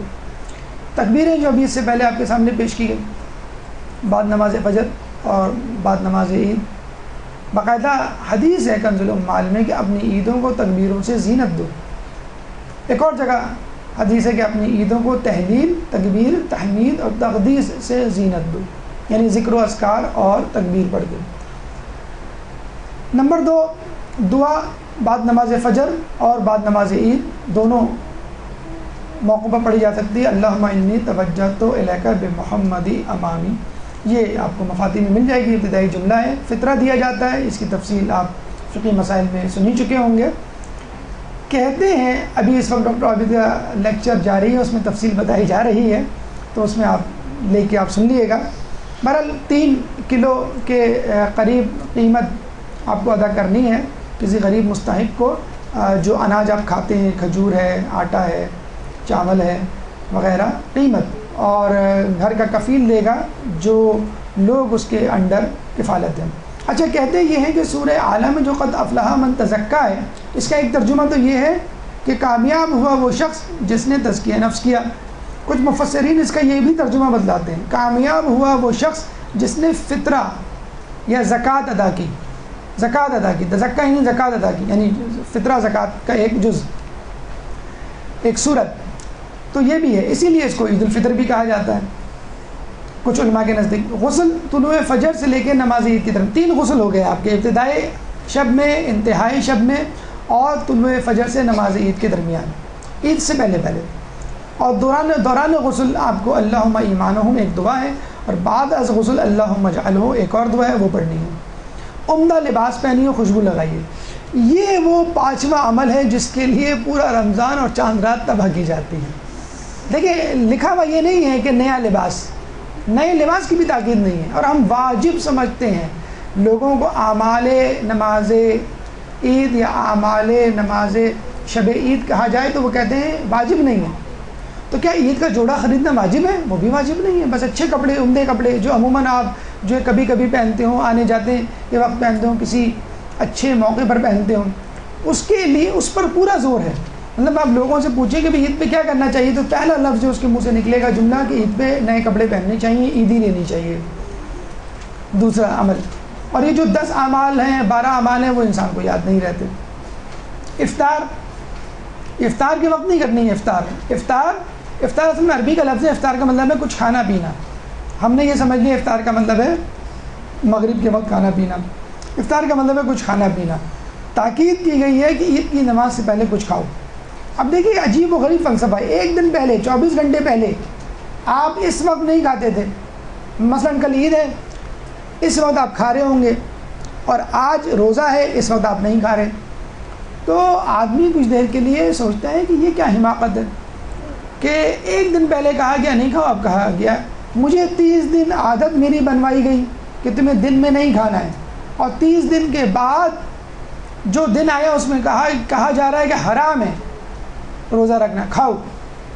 تو اب آپ یہ کہہ سکتے ہیں کہ بھائی بھوکا رہنے کی عادت میں نے ڈیولپ کی تھی، وہ ڈیولپ ہو گئی الحمدللہ، اب میں روزہ رکھوں گا. نہیں، حرام ہے روزہ رکھنا. تو کیا میسیج ہے؟ اللہ تعالیٰ کیا کروانا چاہ رہا ہے؟ اللہ تعالیٰ اپنی اطاعت کروانا چاہ رہا ہے. جب وہ کہے کھاؤ کھا لو، جب وہ کہے رک جاؤ تو رک جاؤ، جب وہ کہے کہ روزہ رکھو واجب ہے روزہ رکھیں، واجب ہے ادا کیجیے. جب وہ کہے کہ نہیں اب کھا لو روزہ رکھنا حرام ہے تو کھا لیں، حرام سے بچ جائیں. عادت اگر آپ نے بنا لی اور آپ یہ کہیں کہ میری عادت بن چکی ہے، اب میں نہیں کھاؤں گا دن میں، 30 دن میں میری عادت پختہ ہو گئی ہے، تو اس کا مطلب کیا ہوا؟ آپ اپنی عادت کے غلام بن گئے. پہلے نفس کے غلام تھے، اب آپ اپنی عادت کے غلام بن گئے. تو آپ کو نہ نفس کا غلام بننا ہے نہ عادت کا، آپ کو اللہ کا غلام بننا ہے، عبداللہ بننا ہے کہ جو وہ کہے وہ کرے، چاہے اس کی عادت بن چکی ہو یا نہ بن چکی ہو. اس کے بعد افطار کب کرنی ہے؟ عید کی نماز سے پہلے. یہ بھی نہیں کہ بھئی اب تو موڈ نہیں ہو رہا اور تھوڑی دیر بعد جب بھوک لگی ہے تو کھا لوں گا، نہیں. عید کی نماز جانے سے پہلے میٹھی چیز، کھجور یا میٹھی چیز سے تو آپ کو اطاعت کرنی ہے، نہ کہ عادت اپنانی ہے. اگر آپ پڑھ سکیں تو ایک اور جو مسئلہ ہے وہ ہے عمل ہے، وہ ہے دعا ابو حمزہ سمالی، امام محمد باقر علیہ السلام سے منقول.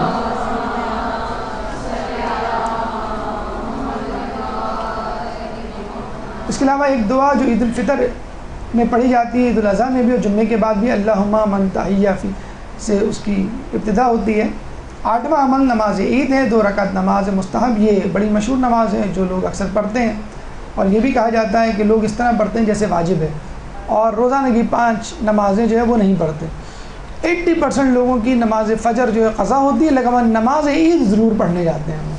بہرحال مستحب نمازیں پڑھنی چاہیے. پہلی رکعت میں سورہ اعلیٰ 5 تکبیروں کے ساتھ، دوسری رکعت میں سورہ شمس 4 تکبیروں کے ساتھ. بعد نماز صحیفہ کاملہ کی دعا نمبر 46 آپ کو پڑھنی ہے. اس کے بعد وہی زیارت امام حسین اور دعائے ندبہ جو جمعے کے دن اور عید کے دن پڑھنے کی بڑی تاکید آئی ہے. اس کے بعد سجدے میں جا کے اللہ اعوذ بک من النار کہ اللہ مجھے عذاب نار سے بچا. اس کے بعد 100 مرتبہ الف با الف با. آپ نے دیکھا ابھی مولا علی نے جو کہا تھا کہ عید اس کی ہے جس کے گناہ معاف ہو جائیں، تو آپ اعمال نماز، اعمال شب عید اور اعمال یوم عید دونوں کا ایک جائزہ لے لیجئے. تمام اعمال میں اپنے گناہوں کی مغفرت، تمام اعمال میں اپنے گناہوں کا اعتراف، تمام اعمال میں کم و بیش اللہ کے سامنے مغفرت کی طلبی، عافیت کی طلبی. تو عید میں خصوصی طور پر رمضان کی طرح رمضان سے بڑھ کر اللہ کو یاد رکھنا، اللہ کے قریب ہونا ہے کہ یہ آپ کو وہ دن ہے کہ جو حقیقی خوشیاں دے گا اور آپ کے لیے عیدی فراہم کرے گا. یہی اللہ تعالیٰ کی طرف سے مغفرت ہی اصل میں حقیقی عیدی ہے. دیکھیں ہمارا مذہب غور و فکر کی کتنی زیادہ تاکید کرتا ہے. قرآن میں آیا ہے نا، سورہ نحل آیت نمبر 11 میں اللہ کیا فرماتا ہے؟ والزیتون والنخیل والزیتون والنخیل والعناب. غور و فکر کی دعوت دیتا ہے کس پر؟ زیتون پر، نخیل نخلا کھجور پر، عناب اور انگور پر، ومن کل الثمرات اور تمام پھلوں پر، ان فی ذلک لآیات لقوم یتفکرون کہ وہ آیات ہیں تم غور کرو ان آیات پر. تو اللہ چھوٹی چھوٹی چیزوں پر غور کرنے کا کہہ رہا ہے، اپنے نفس پر غور کرنے کا کہہ رہا ہے. تو اسی طرح جب آپ نماز عید کے لیے نکلتے ہیں تو مولا علی فرماتے ہیں کہ غور کرو. وہ فرماتے ہیں کہ اے لوگوں، یہ وہ دن ہے کہ جب نیک لوگوں کو نوازا جاتا ہے اور بدکار ناکام ہوتے ہیں. یہ دن اس دن کی طرح ہے کہ جب تم اللہ کے سامنے کھڑے ہو گئے. پھر فرماتے ہیں اب غور و فکر کرو. کیسے غور و فکر کرو؟ یعنی جب تم اپنے گھروں سے اپنی عبادت گاہوں کی طرف نکلو تو اس دن کو یاد کرو کہ جب تم قبروں سے نکل کر اپنے اللہ کے حضور پیش کیے جاؤ گے. جب آپ نماز عید کے لیے نکلے تو یہ سوچیں. اس کے بعد جب تم اپنی عبادت کی جگہ کھڑے ہو اس وقت کو یاد کرو کہ جب تم اپنے خدا کے سامنے کھڑے ہو گے روز محشر کے دن، قیامت کے دن، جب تمہارا نام اعمال تمہارے ہاتھ میں دیا جائے گا. اور جب تم اپنے گھروں کو لوٹو تو اس وقت کو یاد کرو کہ جب تم جنت کی طرف اپنے گھروں کو لوٹو گے، جنت کی طرف. دیکھیں پازیٹیو اپروچ ہے، آپٹمسٹک اپروچ ہے، اور مولا جو ہے ہم سے حسن ظن رکھتے ہوئے کہہ رہے ہیں. حالانکہ بہت سارے ایسے لوگ ہوں گے جو خدا نخواستہ جن کا رخ کہیں اور ہوگا، لیکن جو صحیح طور پہ روزے رمضان، ماہ رمضان گزارے گا اور عید کے دن معصیت سے دور رہے گا، گناہ سے اپنے دامن کو آلودہ نہیں کرے گا، تو انشاءاللہ غور و فکر کرتے ہوئے اللہ تعالیٰ اس کی مغفرت کرے گا. اور عید کے دن بھی وہ اس فکر میں رہا کہ میں بخشا جاؤں گا یا نہیں، تو اللہ تعالیٰ ضرور اس کو جنت کی طرف لے جائے گا. تو تفکر نہ صرف رمضان میں بلکہ عید کے دن بھی آپ کو انجام دینا ہے. پھر اس کے بعد فرماتے ہیں، اسی روایت کو آگے بڑھاتے ہیں، مولا فرماتے ہیں اے اللہ کے بندوں، کم از کم انعام مردوں اور عورتوں کے لیے جنہوں نے ماہ رمضان میں روزہ رکھا وہ یہ ہے کہ ایک فرشتہ ماہ رمضان کے آخری دن یہ کہے گا اے اللہ کے بندے خوشی مناؤ کہ تمہارے تمام پچھلے گناہ معاف کر دیے گئے ہیں، آئندہ کے لیے خیال رکھنا کہ کیا کرتے ہو. کم از کم انعام ہے جسے کہتے ہیں، اور زیادہ سے زیادہ ہمیں نہیں معلوم، ہماری آنکھوں نے کبھی دیکھا نہ ہمارے کانوں نے کبھی سنا. تو کم از کم انعام یہ ہے کہ اللہ تعالیٰ ہمارے تمام پچھلے گناہ معاف کر دے گا، جیسے بطن مادر سے ابھی اس دنیا میں تشریف لائیں. جیسے حج کے لیے نہیں کہا جاتا ہے کہ جب آپ حج کر کے آئیں تو ایسے ہیں جیسے ابھی پیدا ہوئے ہیں، اب آپ آگے کی فکر کریں، دوبارہ پیچھے کی فکر نہ کریں. تو چاہے وہ عورت ہو چاہے وہ مرد ہو جس نے ماہ رمضان میں روزے رکھے، آخری روزے کو ایک فرشتہ خوشخبری سنانے کے لیے آتا ہے کہ تمہارے تمام گناہ جو ہے وہ معاف ہو گئے. اب آئیے یوم عید کہ ہم یوم عید کس طرح منائیں. ایک درود پڑھ دیجیے محمد علیہ وسلم.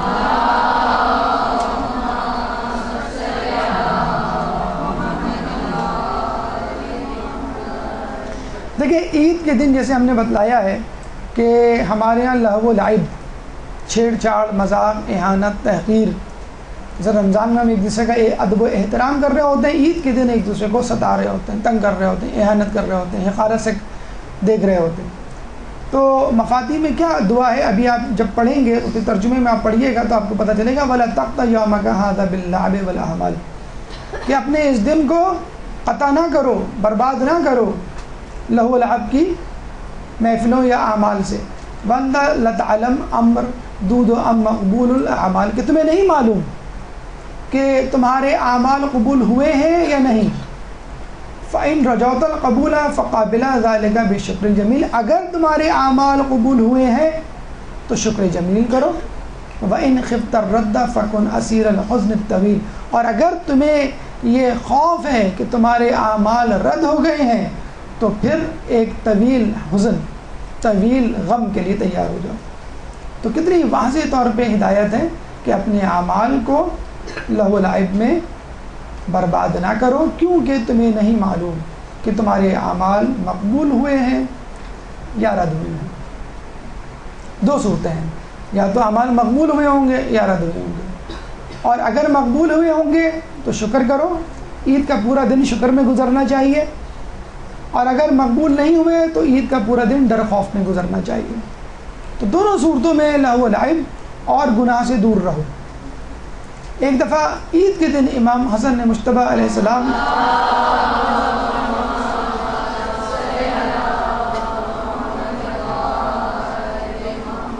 کہیں سے گزر رہے تھے تو دیکھا عید کے دن لوگ لہو و لعب کھیلتا، ایسے کھیل تماشے مصروف ہیں کہ جو معیوب ہے. تو آپ نے فرمایا اس شخص پر حیرت در حیرت کہ جو آج کے دن کو لہو و لعب اور ہنسی مذاق میں گزار رہا ہے، جبکہ آج کے دن نیک لوگوں کو ثواب ملتا ہے اور غلط کار خسارہ اٹھاتے ہیں.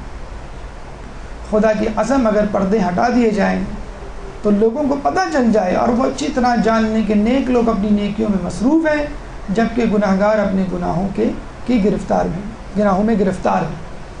تو آپ نے دیکھا اگر ہماری طرف سے پردے ہٹا دیے جائیں تو دو ہی قسم کے لوگ ہمیں نظر آئیں گے.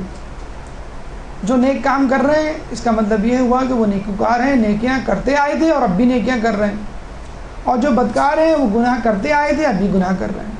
تو عید کے دن یہ نہ سمجھ لیجئے کہ میں نیکوکار تھا آج مجھے تھوڑا سا گناہ کر لینا چاہیے.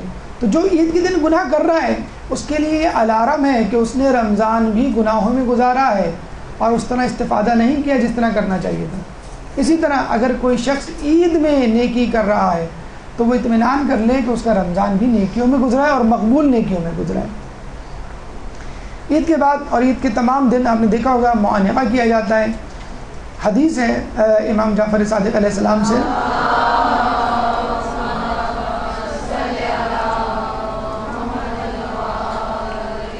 کہ مقیم کے لیے مسافہ ہے, مسافر کے لیے معانقہ. ضروری نہیں کہ عید کے دن ہی معانقہ کیا جائے, گلے ملا جائے, عید کے علاوہ بھی مل سکتے ہیں, اہم تہواروں پہ مل سکتے ہیں.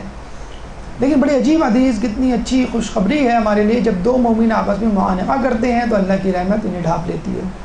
ان سے کہا جاتا ہے کہ تمہارے سابقہ گناہ معاف ہو گئے, اب نئے اعمال بجا لاؤ. فقط اللہ کی خوشنودی کے لیے گلے ملنا, عید کے علاوہ بھی گلے مل سکتے ہیں. ہم یہاں کیا کہتے ہیں, ارے بھائی بڑی لمبی لائن لگی ہوئی ہے, بعد میں آگے مل لیں گے, یہ ابھی فرصت نہیں ہے. اکثر لوگ گلے ملتے ہوئے, ارے بھائی کتنے لوگ جو ہیں وہ ان سے میں گلے مل چکا ہوں, کمر میری ٹوٹ چکی ہے, یار ہاتھ ملا لو بعد میں گلے. مطلب اس طرح نعوذ باللہ مذاق اڑایا جاتا ہے گلے ملنے کا, اور کتنا بڑا اللہ تعالیٰ اجر دے رہا ہے. فقط اور یہ کوئی مشکل کام بھی نہیں ہے. عید کے دن تو ہر کسی کو آپ کو گلے لگانا ہے. مطلب گھر میں جو کام کرنے والا ہے اس کو بھی آپ گلے لگاتے ہیں, گھر جو امام بار کا چوکیدار ہے اس سے بھی آپ گلے مل رہے ہوتے ہیں. عید کے دن تو تخصیص نہیں ہوتی ہے کہ آپ کو کسی صرف جو ہے وہ اپنے کام کے لوگوں سے ملنا ہے اور دوسرے لوگوں سے, ہر کسی سے گلے مل رہا ہوتا ہے. نیت خالص کر لیں, 10 لوگوں سے گلے ملے, 10 مرتبہ آپ کے گناہ معاف ہوئے, 10 مرتبہ اللہ کی رحمت نے آپ کو ڈھانپا. کتنا بڑا اجر ہے. فقط اپنی نیت کو خالص کر لیں, معانقہ کر کے بے حساب جو ہے وہ نیکیاں کمائیں. عیدی کہتے ہیں کہ ابراہیم علیہ السلام کو جب اللہ تعالی نے نار نمرود سے نکالا تو کہا اگر میں تمہیں آتش نمرود کی بجائے فقر و فاقہ کی مصیبت آزمائش میں ڈالتا اور صبر کا موقع نہ دیتا, تو ابراہیم نے کیا کہا, اے اللہ آتش نمرود میرے لیے زیادہ بہتر ہے بنسبت فقر و فاقے کے. اتنی بری چیز ہے فقر و فاقہ. مولا فرماتے ہیں القبر خیر من الفقر, یعنی فقر سے بہتر یہ ہے کہ انسان قبر میں چلا جائے. اتنی بری, اتنی خطرناک چیز ہے فقر. عید پہ لوگوں کو اپنی غربت کا احساس ہوتا ہے. بڑے افسوس کے ساتھ کہنا پڑتا ہے, عید, سالگرہیں, شادی بیاہ, اس طرح کے تہوار کے جس میں انسان کو نمود و نمائش کا موقع ملتا ہے, تو نمود و نمائش کرنے والے خوب دکھاوا کرتے ہیں, اور اس سے ہوتا کیا ہے, وہ خود تو غرور اور گھمنڈ میں مبتلا ہوتے ہیں اور گناہ کماتے ہیں, لیکن سامنے والے کو ایک کمپلیکس میں, ایک شرمندگی میں مبتلا کر دیتے ہیں, اور سامنے والا بیچارہ اپنے پھٹے پرانے یا کمتر جوڑے, کمتر کپڑے یا کمتر عیدی کو دیکھ کر اللہ تعالیٰ کے ناشکرے پن میں اضافہ کر بیٹھتا ہے. مطلب اگر ایک بچہ جو ہے وہ بڑے خوشی سے اپنے کزن کو بتائے کہ میرے والد صاحب نے مجھے 500 روپے عیدی دی ہے, تو دوسرا بیچارہ وہ بہت ہی پریشان کمپلیکس میں مبتلا ہو جائے, مجھے تو فقط 50 روپے ملی ہے, مجھے تو فقط 20 روپے ملی ہے, یا کسی کو 100 روپے ملی ہے تو وہ 20 روپے والے کو اس طرح کہے. تو سختی سے اپنے بچوں کو عیدی ڈسکلوز کرنے سے منع کریں, کسی کو عیدی نہ بتائیں کتنی عیدی ملی.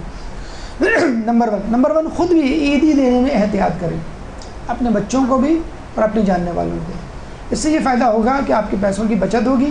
جو غیر متوقع طور پہ عیدی دینی پڑ جاتی ہے اس کے لیے پیسے بچ جائیں گے. دوسری بات یہ ہے کہ عیدی دینے میں اعتدال سے کام لیجیے. اگر آپ زیادہ عیدی دینے کے روادار ہیں, دے بھی سکتے ہیں, تب بھی ایک اعتدال سے کام لیتے ہوئے عیدی دیجیے. اور اس کا بہترین طریقہ یہ ہے کہ عیدی کے ساتھ کوئی تحفہ دے دیجیے. بچوں کو یہ کہیے کہ عیدی کو کھانے پینے کی چیزوں میں خرچ کرنے سے بہتر ہے اس کو جمع کرو, اور جمع کرنے کے بعد اپنے لیے کوئی اچھی سی چیز لے لو, بجائے اس کے کہ وہ روزانہ جو ہے وہ 500 کا نوٹ 100 کا نوٹ لے کے نکلیں, بھئی اب تو عید ہے, اب تو میں جو بھی چاہوں وہ کھاؤں پیوں. تو بہتر یہ ہے کہ ان کو ٹریننگ دی جائے کہ اسراف نہ کرو. ان کو ٹریننگ دی جائے کہ اگر تمہیں زیادہ عیدی مل رہی ہے تو اس عیدی کا دکھاوا نہ کرو. تمہیں عید پہ کوئی اچھا جوڑا ملا ہے تو لوگوں کے سامنے اتراؤ مت, کوئی امی نے ابو نے موبائل یا کوئی چیز خرید کے دے دی ہے تو وہ لوگوں کو دکھا دینا پھر اس سے لوگوں کے دل ٹوٹتے ہیں. اور ہوتا یہ ہے کہ عید کے تہوار، سالگرہ کے دن اور دیگر خوشیاں جو ہیں وہ جسے کہتے ہیں غم کے دنوں میں تبدیل ہو جاتی ہیں. اپنے لیے بھی گناہ مقام آتے ہیں اور دوسروں کے لیے بھی. بچوں کو عیدی دیتے ہوئے یاد دلائیں کہ یہ ماہ رمضان کا تحفہ ہے، آپ نے جو روزے رکھے ہیں، تاکہ اس کو خوشی ہو کہ یہ عیدی نہیں ہے بلکہ یہ ماہ رمضان کی عیدی ہے. انشاءاللہ اگر میں اور نیکیاں کروں گا تو مجھے اور عیدی ملے گی. اسی طرح ان کو یہ یاد دلائیں کہ ہم عیدی تمہیں دے رہے ہیں ماہ رمضان کی دنیا میں، لیکن اصل عیدی قیامت دن اللہ تعالیٰ تمہیں دے گا. تو یہ مختلف مواقع ہیں، مختلف طریقے ہیں جس سے آپ بچوں کو عید یاد دلا سکتے ہیں. صلح کا دن ہے، جن لوگوں کو آپ نے ناراض کیا ہے ان کو راضی کر لیں. اپنے دل سے کینہ، جس کے بارے میں فرمایا ہے کینہ برائی کا بیج ہے. دیکھیں یہ وہ دن ہے کہ اگر آپ اپنے بدترین دشمن کو بھی گلے لگائیں، ہاتھ ملائیں، سلام کریں تو وہ اس دن سلام کا جواب دے گا، گلے لگے گا، بدترین دشمن بھی. تو اس موقع سے فائدہ اٹھائیں. SMS کر دیجئے جس سے آپ کی ناراضگی ہے، تاکہ ابھی سے وہ سمجھ جائے کہ سگنل آ گیا ہے فرینڈ شپ کا یا صلح کا، اور دوسرے دن جا کے اس کو گلے لگا لیجئے. جتنی بھی کدورتیں ہیں اسپیشلی ان لوگوں کو زیادہ آگے بڑھ کے گرم جوشی سے گلے لگائیں کہ جن لوگوں سے آپ کی چپخلش رہتی ہے. ساس بہو اسپیشلی آپس میں بہت اچھی طرح ایک دوسرے سے گلے ملیں اور گلے شکوے دور کریں. عید کا انفیکشن، آپ اپنے بچوں کو کہتے ہیں نا کہ بھائی عید میں ذرا کم کھاؤ، باہر کی چیزیں بہت زیادہ ہیں، رمضان میں تم نے روزے رکھے ہیں تو یہ نہ ہو کہ کوئی پیٹ خراب ہو جائے. جیسے قربانی میں اکثر لوگوں کا پیٹ خراب ہو جاتا ہے. عید کا انفیکشن کیا ہے؟ سب سے بڑا غفلت. انسان اس طرح غفلت میں پڑتا ہے، نہ اس کو نماز فجر کا ہوش رہتا ہے، نہ نماز شب کا ہوش رہتا ہے، نماز عید کا، نہ 5 وقتہ نمازوں کا. اور اس کے لیے ضروری نہیں کہ انسان کی آنکھیں کھلی ہوں، دل غافل ہو اور آنکھیں بیدار ہوں تو اس سے کوئی فائدہ نہیں. ایک اور جگہ فرمایا غفلت اور غرور کا نشہ شراب کے نشے کی نسبت دیر سے دور ہوتا ہے. ایک اور جگہ کہا گیا اس بے اختیار ہنسنے والے پر تعجب ہے جو یہ نہیں جانتا کہ اللہ اس پر راضی ہے یا ناراض. تو عید کے دن ہماری مثال ایسی ہے کہ ہم ڈرائیونگ سیٹ پر ہوتے ہیں اور سو گئے ہوتے ہیں. ہمیں نہیں معلوم کہ یہ گاڑی جو ہے کہاں جا رہی ہے. سڑک تو فی الحال اسموتھ ہے، لیکن یہ سڑک کسی کھائی میں جا کے ختم ہو رہی ہے، کسی خندق میں ہمیں گرانے کے لیے لے جا رہی ہے، یہ ہمیں نہیں معلوم.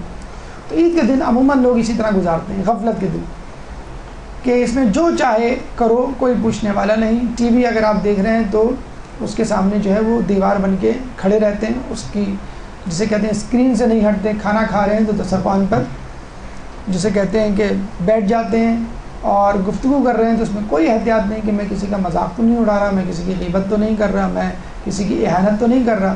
تو خدا را اس دن خصوصی طور پہ اپنے اوپر واچ رکھیے، مراقبہ کیجیے، مسلسل نظر رکھیے کہ رمضان بھر میں جو میں نے کمایا ہے کیا میں اس دن لٹا تو نہیں رہا.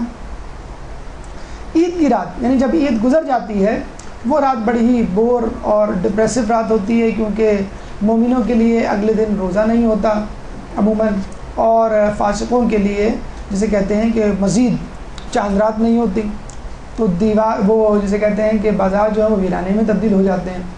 لیکن کوشش کیجئے کہ عید کی رات یہ عزم کر کے سوئیں کہ کل سے میرا دن آ گیا ہے کہ میں رمضان میں حاصل کی گئی ٹریننگ کو اپلائی کروں. یہ نہ ہو کہ وہ لوٹ کے بدھو گھر کو آئے کہ نہ آپ کو سحری کی فکر، نہ آپ کو فجر کی فکر، نہ چھٹی جسے کہتے ہیں فقط چھٹی کے لیے. ہمارے ماشاءاللہ ہماری گورنمنٹ نے بھی 2 مزید چھٹیوں کا اعلان کر دیا.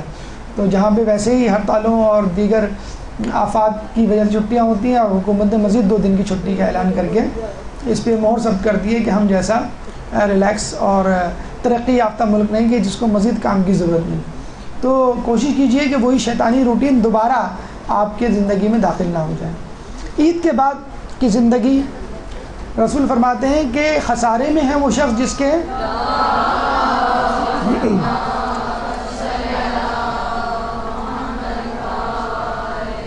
خسارے میں ہے وہ شخص جس کے 2 دن برابر گزرے. تو آپ کے لیے عید کا دن رمضان کے آخری روزے سے بہتر ہونا چاہیے. عید کا دوسرا دن یکم شوال سے بہتر ہونا چاہیے.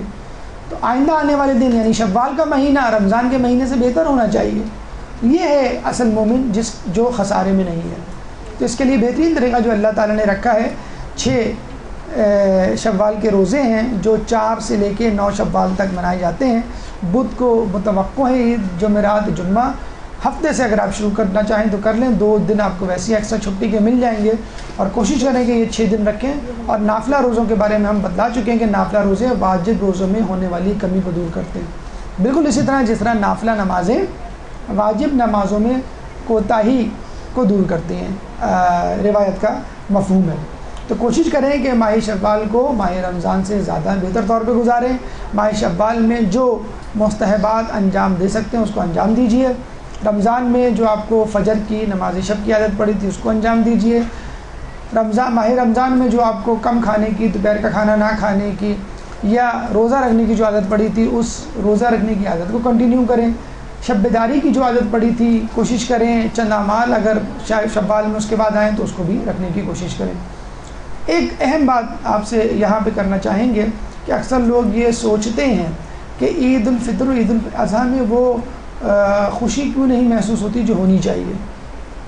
کہتے ہیں کہ جب کربلا کا لٹا پٹا قافلہ بازار شام سے گزر رہا تھا تو راہ شام میں حاطب غیبی کی ایک صدا آئی کہ پروردگار اس قوم کو صحیح عید الفطر اور عید الاضحیٰ کی توفیق نہ دے کہ جس نے فرزند رسول کے قتل ہی کو عید بنا لیا تھا۔ تو عید کے دن ان لوگوں سے براءت کا اظہار کریں کہ جو دشمنان اہل بیت ہیں یا جو لوگ کربلا کے واقعے پہ خوش ہوئے، اور اپنے آپ کو محبان اہل بیت میں شامل کیجیے۔ اس کا طریقہ ہی یہ ہے کہ اپنے آپ کو معصیت سے، گناہوں سے دور رکھیں۔ اللہ تعالیٰ سے دعا ہے کہ ہمیں یکم شوال اسی طرح گزارنے کی توفیق عطا فرمائے جس طرح ہم نے رمضان کا آخری روزہ گزارا، اور رمضان کے بعد بھی ہمارے نیکیوں کے تسلسل کو جاری فرمائے۔ اگر اس موضوع سے متعلق آپ کے ذہن میں کوئی سوال ہے تو آپ سوال کر سکتے ہیں۔ قبل از سوالات بھرپور صلوات۔